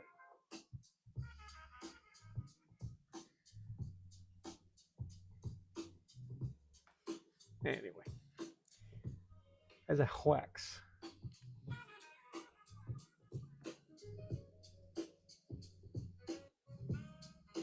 wax poetic on Kirby and art in general.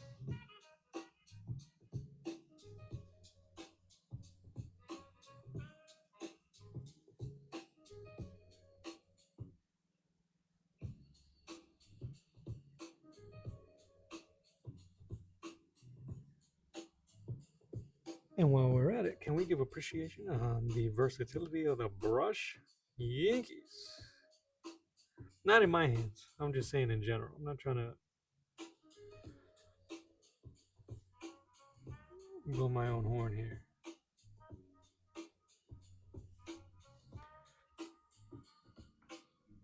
A tool that I've besides painting, I've kind of like avoided. Just even though I don't know why I don't consider the brush pens the same as this, but I don't know. Your boy's weird. Uh,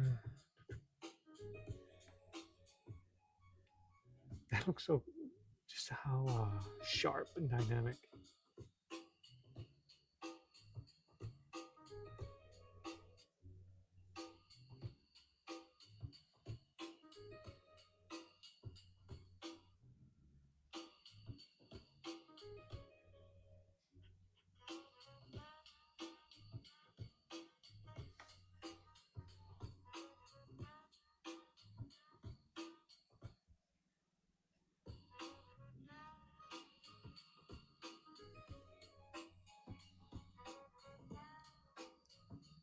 I think that you have to be really talented to ruin Jack Kirby's art, and it has been done in the past. I hope I am not one of those people. And the best way to not ruin Kirby's art is to leave your ego at the door and just follow the trip he takes you in.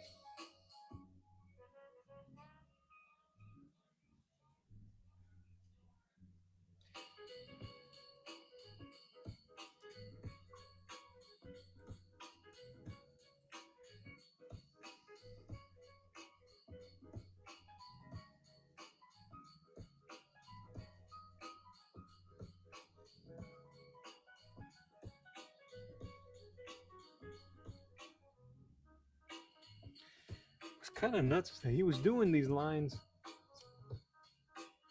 with pencil. But you guys, if you get a chance, you got to check out any artwork that Kirby inked himself. He knew what the frick he was doing. I like the hair. I kind of like the comb to side with a wisp.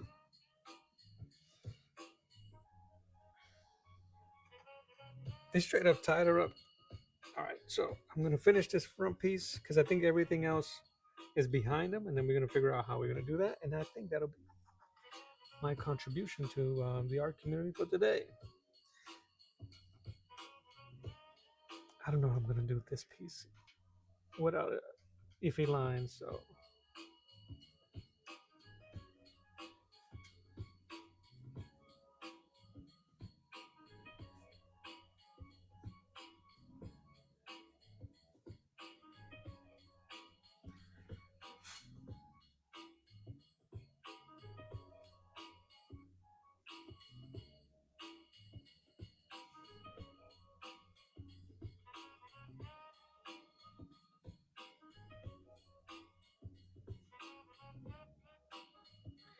whoops, that got away from me.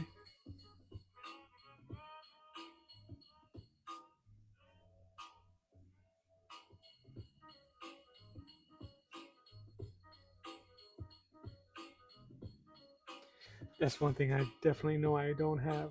That that risk control and pressure control. I do not have it. I especially don't have it going away from me.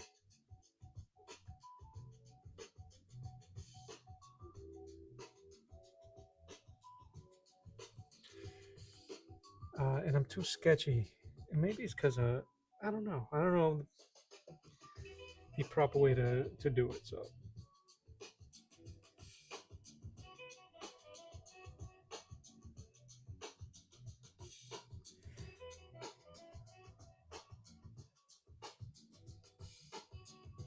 that's what this is for. To get our practice on,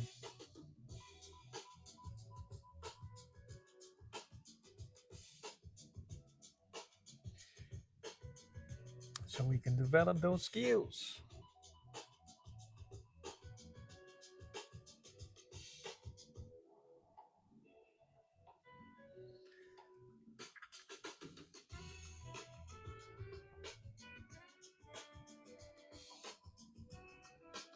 Right?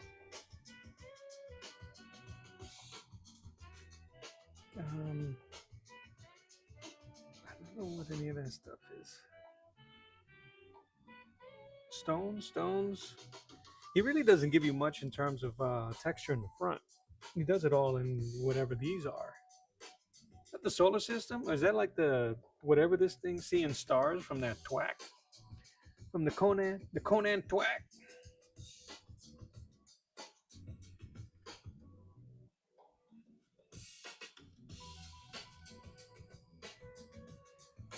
And I just want to make sure I give credit where credit is deserved. I'm gonna tell you guys where this image is from. Just give me 1 second so I can find it for you. It's from Gary Martin's The Art of Comic Book Inking. In that book, say it again, Gary Martin's The Art of Comic Book Inking. In that book, he gives examples of artwork, Doi, Conan by Buscema, Conan by Kirby, and some other pieces, and he gives you the pencil lines. He shows you the pencil, and then he gives you images of examples by other artists that inked it, and I was able to grab a copy of that, put it in my photo editor, Photo P, and then print it out. This is 11 by 14 Bristol board smooth, and the whole point was so that I can start practicing more traditional inking.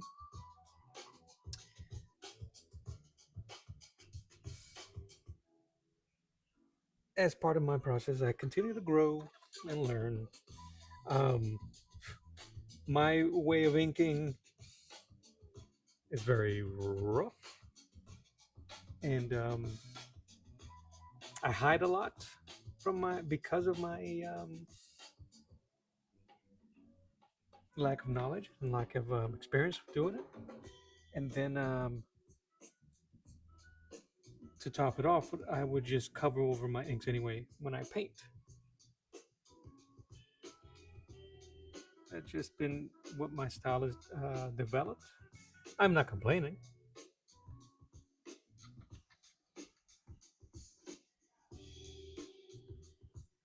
So it's just another step we constantly, as artists, should continue to learn. I encourage you all to do the same. And like I said, in this age of technology, to be able to print out artwork from someone that I admired, and if it's you guys, it doesn't have to be Kirby, it could be whomever. If it's more current, like Philip Michael mentioned earlier, McFarlane, Capullo, if you guys can get black and white images from them,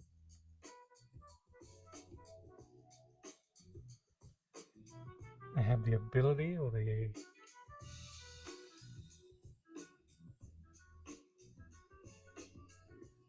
technology to do it. Do it. It's the best way to learn. Honestly, I'm not adding anything of mine in here. This is just me respecting Kirby's lines, and you really can't go wrong. Let me lock that up. And it's very different from how I ink. His lines are very sure. You can see the way I ink my own stuff. I hide it through thin lines, very harsh.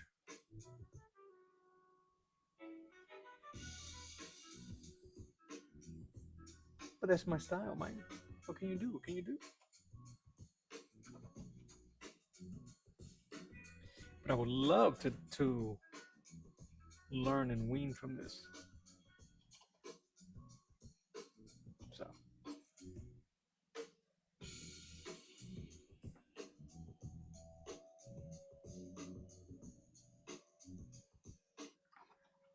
and I really love this brush. I used the number 2 the other day. This is the number 3 today. Because the paper's bigger, I wanted to go a little bit bigger. I might do the whole thing, but I would love to use the other tools for it, like the quills, my nibs, as I get further away from the front.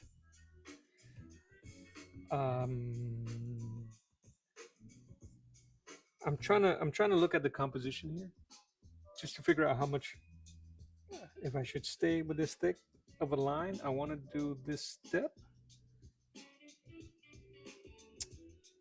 but he's kind of, this lizard is behind Conan, so I don't know where the planes are, and I think it's hidden behind this. I think it starts with this line and then comes up here, and then this line breaks off behind it. But the way he put this particular line piece, and I don't know where his other foot is. I think that's the beginning of it. So it's behind. It's behind. I don't know. Let's just finish that piece.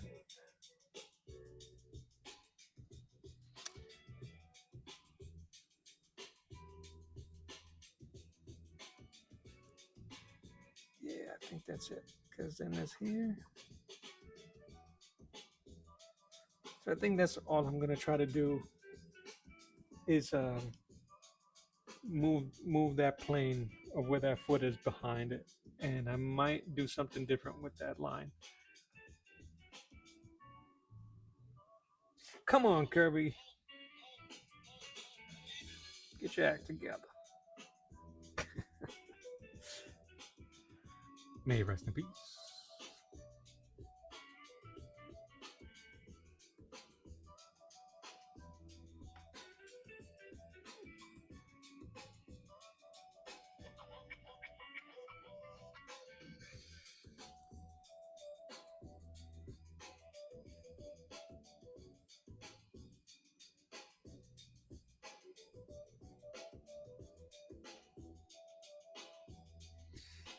But I am gonna finish up these shadings and then I'm gonna call it a day. I really do appreciate you guys that hung out with me today.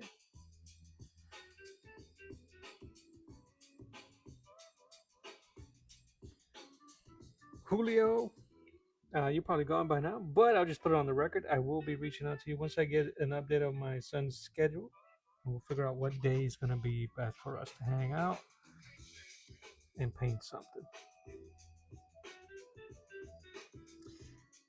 I already have a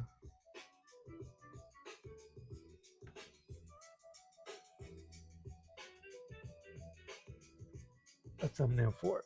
Ike's. Ike, how you doing, brother? I'm doing all right. Happy Friday to you, sir. You're catching me in the waning minutes here. Let's get my this is Conan, sir, by Jack Kirby.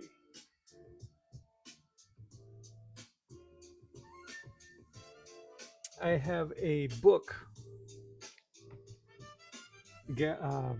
Gary Martin's. Wait, hold on. Let me read it again. Gary Martin's The Art of Comic Book Inking, and in there he has some sample pages. One of them is of Kirby's, just gold for me. So I'm just kind of like I brought it out, scanned it in, not scanned it in, and printed it, and I'm just trying to work with these new brushes here.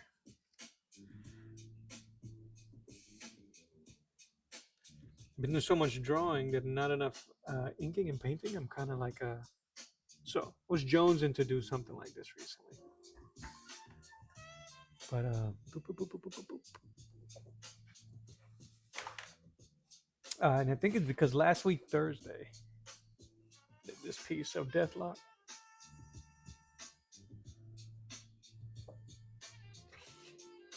Thank you, Saboteur.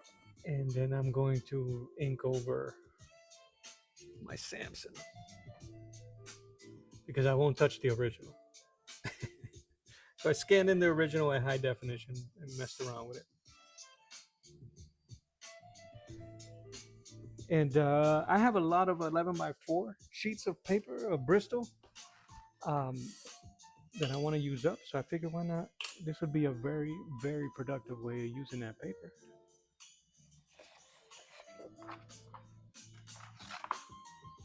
And I think in the next couple of days, I'm going to plan some painting because I want to paint that bad boy right there. I want to paint the Deathlock. This would be dope to do watercolor over.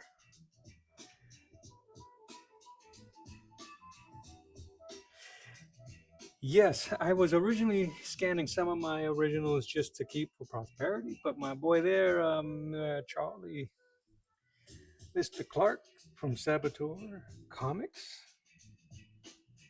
he encouraged the scanning of originals for that purpose. There, mess around. I'm also going to be inking this bad boy guts, and I'm going to make it available in my art store, the coffee shop. I might just ink this over the weekend. The way my cameras are set up doesn't really help. It's too low. and I don't know if it'll be very clear to see when I'm working on it. So I might, if I zoom the camera, maybe, but nah.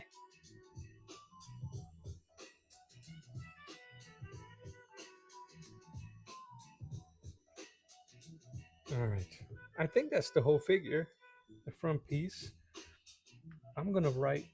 I'm gonna see if I can forge Jack's signature here, uh, and leave myself space. Oh, we got ink in here. Yeah, we do.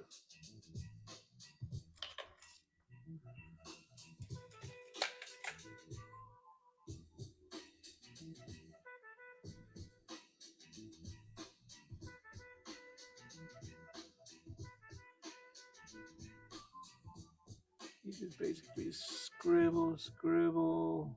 Okay. Yeah. Yeah. Yeah.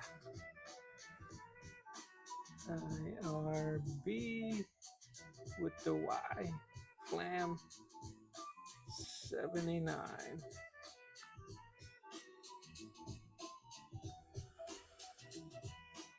Yeah, brother. It came out pretty cool. I kind of like it and leaving the background the way it is. It's just good for two reasons. One, because it looks cool. Two, because there's a lot of work.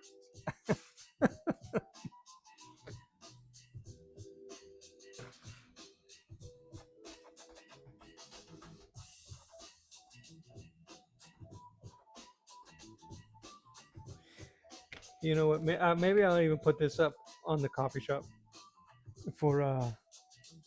I'll put it up there for a couple bucks, for enough for to pay postage.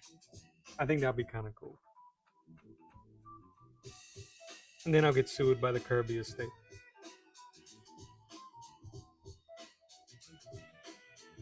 I think I'm gonna clean this brush. I might do this hilt. Oh yeah, you got some crackle up here, dude. I don't know why there's Kirby crackle in here, but there is. I think this is full. I think that's foliage, but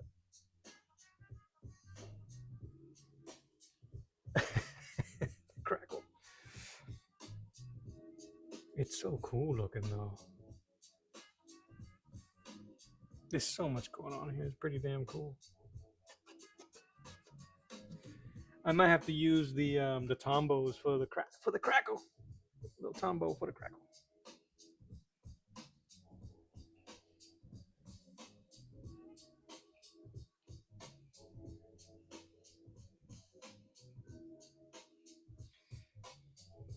Wow.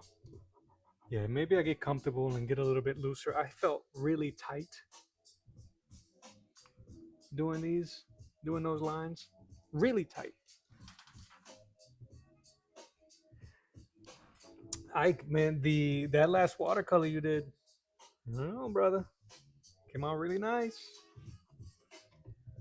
So doing the ink wash would be really dope. Also, maybe a sketch pencil, not this one. I have a pencil here. I got way too much crap. The the sketch and wash, man. Should give it a shot. Probably can't even see that.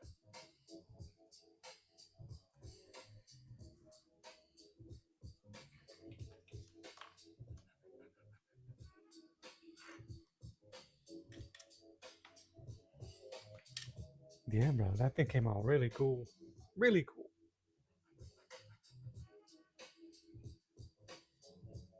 How long have I been here? 2.5. I don't like that arm, but that's okay.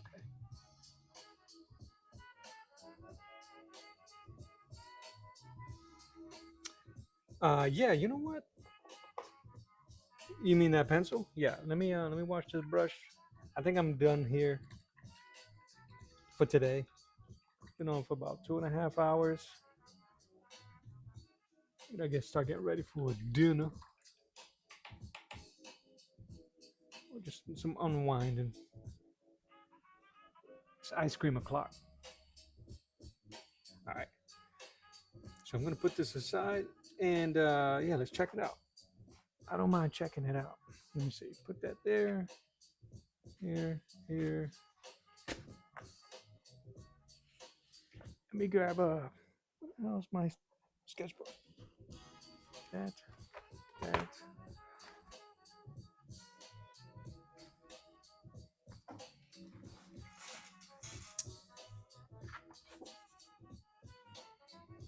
I think that also might be the type of paper. So this is Bristol Smooth. This is Bristol Vellum.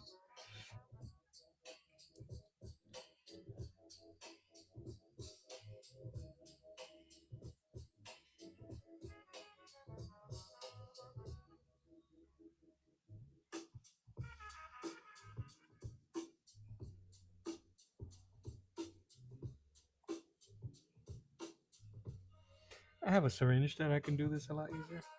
Put my ink back.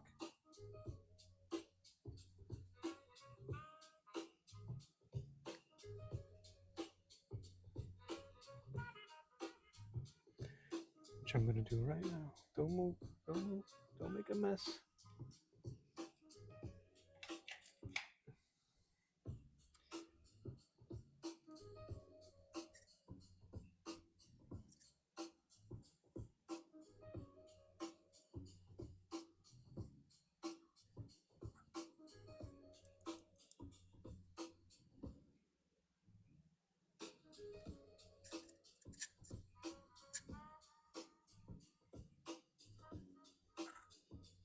Appreciate the patience, fellas. I'm just trying to put my ink back.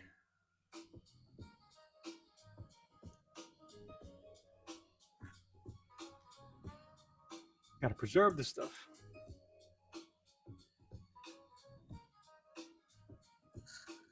Every bit of it. Every bit of it. Your boy ain't working. I gotta make sure I maintain all my I'll put that there for now. My supplies. All right.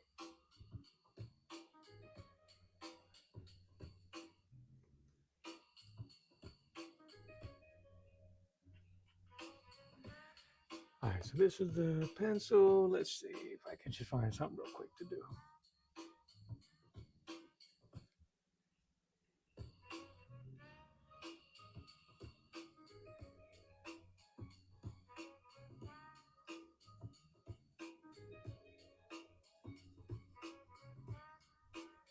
Well, I've been looking at a lot of noir stuff, so let's see if we can get something dark here. Just need a face. Just need a face. All right.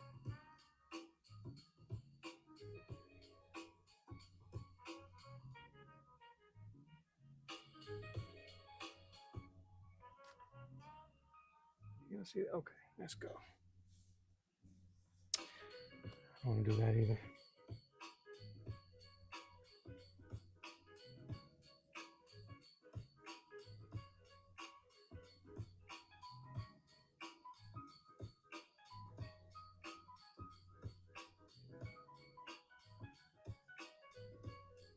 Well, that's kind of cool. All right, I'm sorry. This is from what the hell?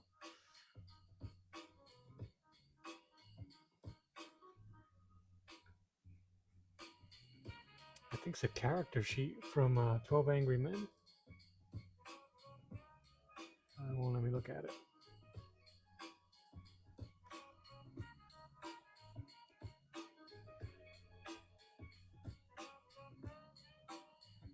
Lon Vonnegut. I'm sorry if I didn't say that correctly. How you doing? I'm about to show my buddy here this pencil. Let's see. So what did I say this paper was? This is the vellum.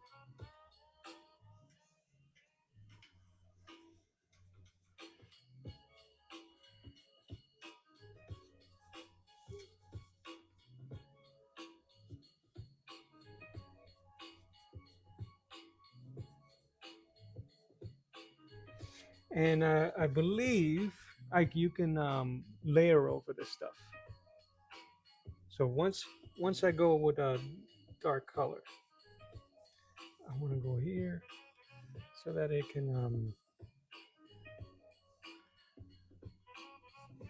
so you can check it out. Can y'all see that? Okay.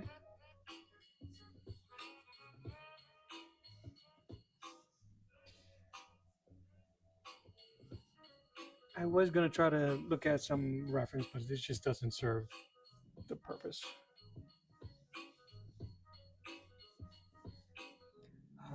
Let's save the shadows this way.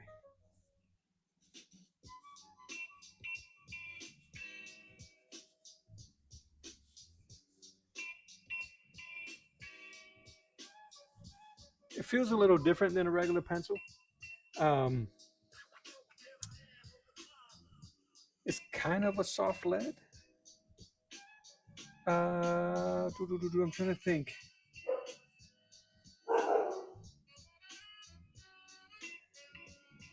I'm trying to think of what type of a lead it would be com- comparable to. But that's pretty much as dark as it can get.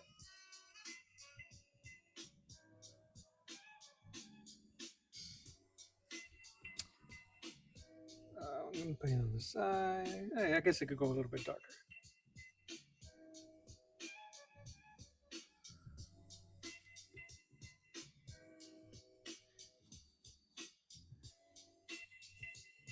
So not too bad in terms of dark, right? The scale.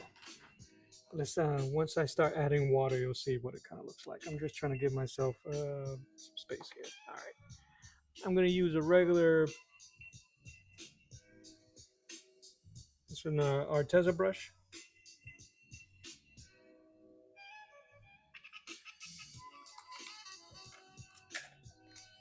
You can use water brushes as well, but I got water on the side here because I was cleaning my brushes. So, and I also have these water brushes, which you've been I seen you experimenting with those. Do. So they spread pretty good. We wet. Yeah, we wet. So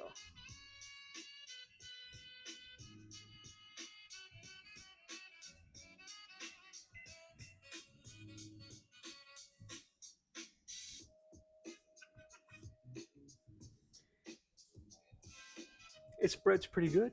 And then once you let it dry, I believe we'll try it out right here.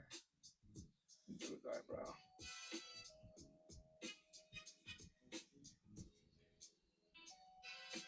You can layer on top.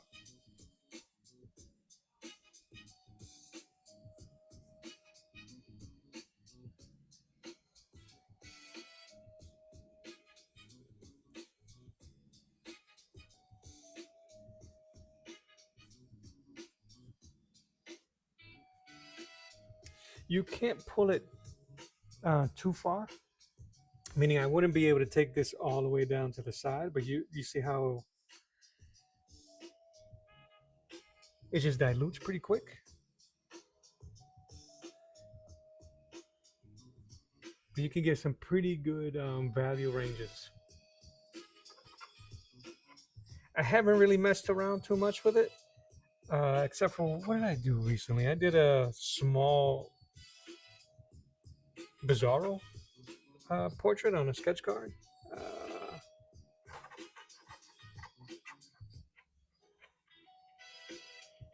so I think it's not too bad. I think it's pretty cool. I think for what you've been doing lately, and especially if you're trying to if you're experimenting with that's gonna be the washes.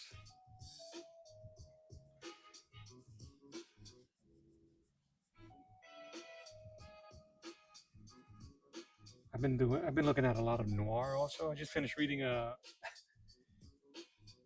novel.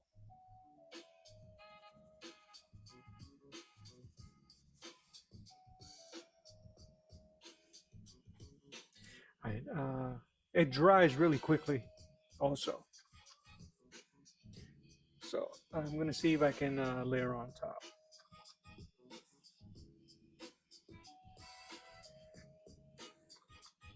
So I don't know how much you can do. You might have to be a little bit more deliberate on placement.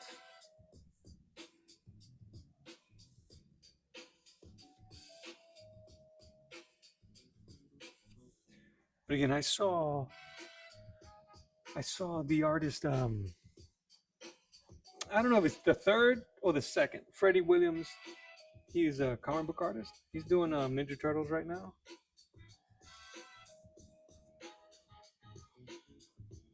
Well, I see a lot of promotion for the Ninja Turtles on his stuff. I seen him use it while he did a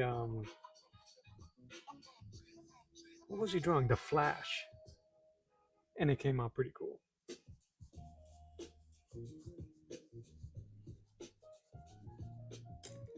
All right, some water.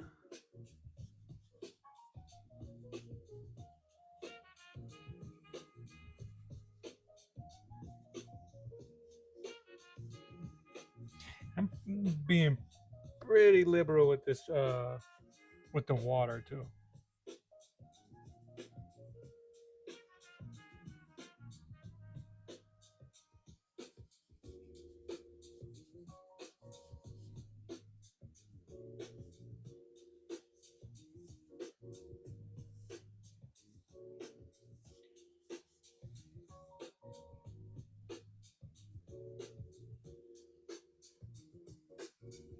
So I don't know.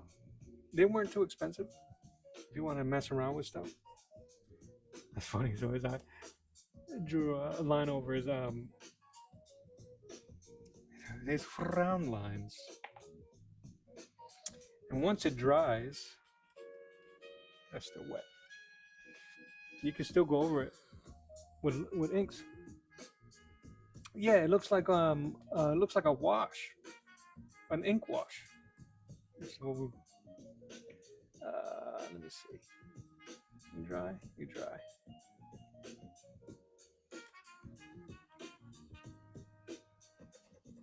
This one's always dry.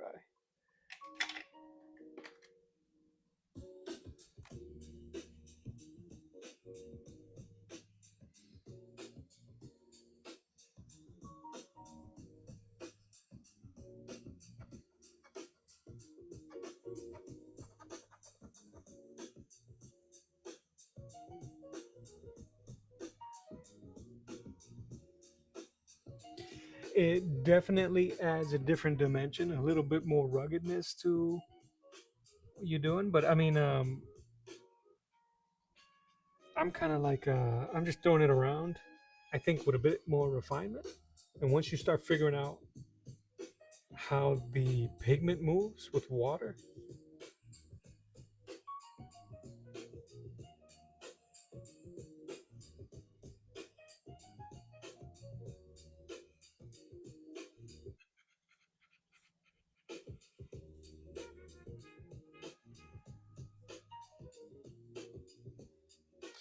like I said earlier, I've been looking at I was watching some Mobius videos, and I got blueberry in my mind.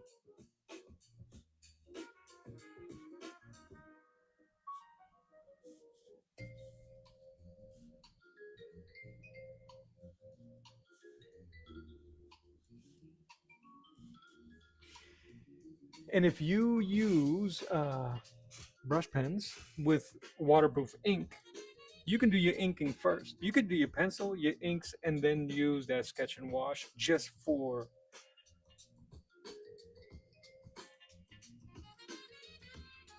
uh, the shading part or the building form.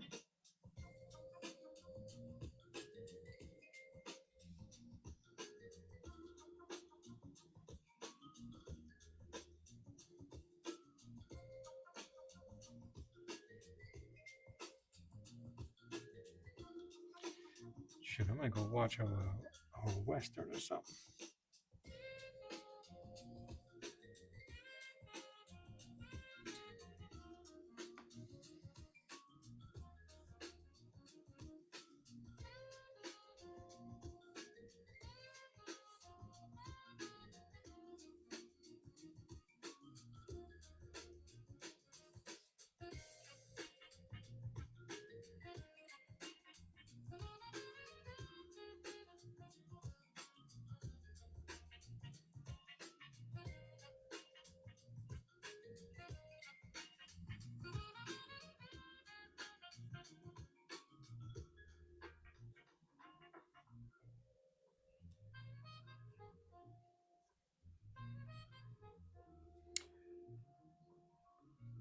Yeah, brother. I think I could see you getting lost uh, in your process here, kind of like experimenting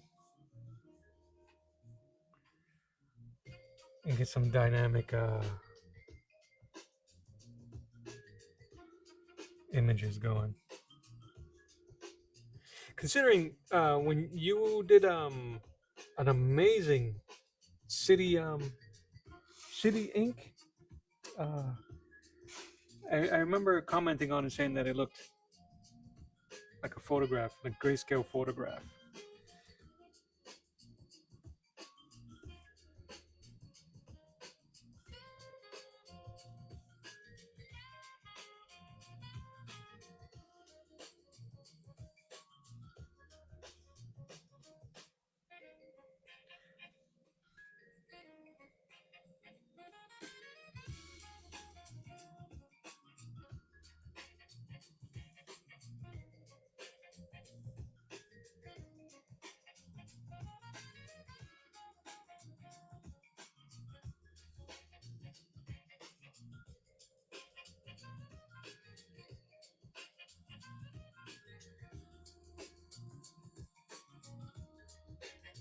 Yeah, when you start using pencils again, that's what I was gonna ask you. Um, when was the last time you started out with your pieces with initial sketching, pencil sketch? I think everything I've seen you do so far recently has been straight to inks, from the parallel to the nib to the microns to the ballpoint.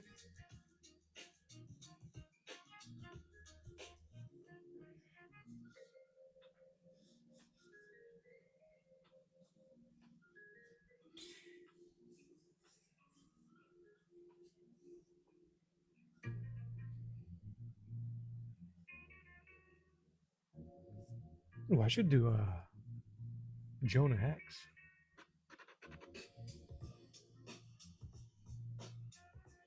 Anyway,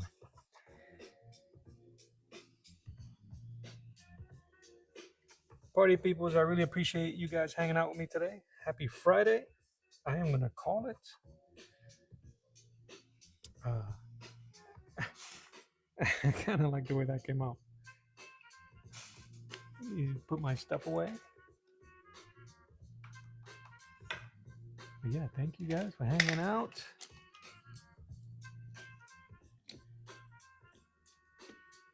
Uh, Once I get an idea what my schedule is going to be for next week, I'll start putting out some notices on posts and just scheduling a little bit more consistently.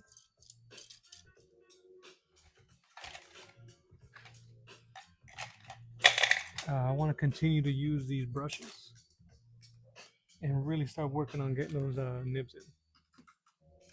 Have a great weekend, Sebo.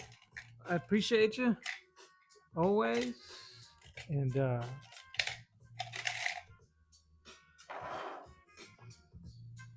you know me, I'll be on the chat somewhere, watching a stream somewhere. I might catch you on a stream near you. Have a fantastic weekend. Let me show you the last. There he is.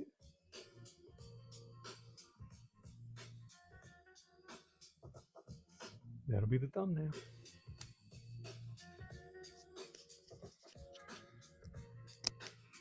Have a great weekend, everybody. God bless. I'm gonna let the music play you out.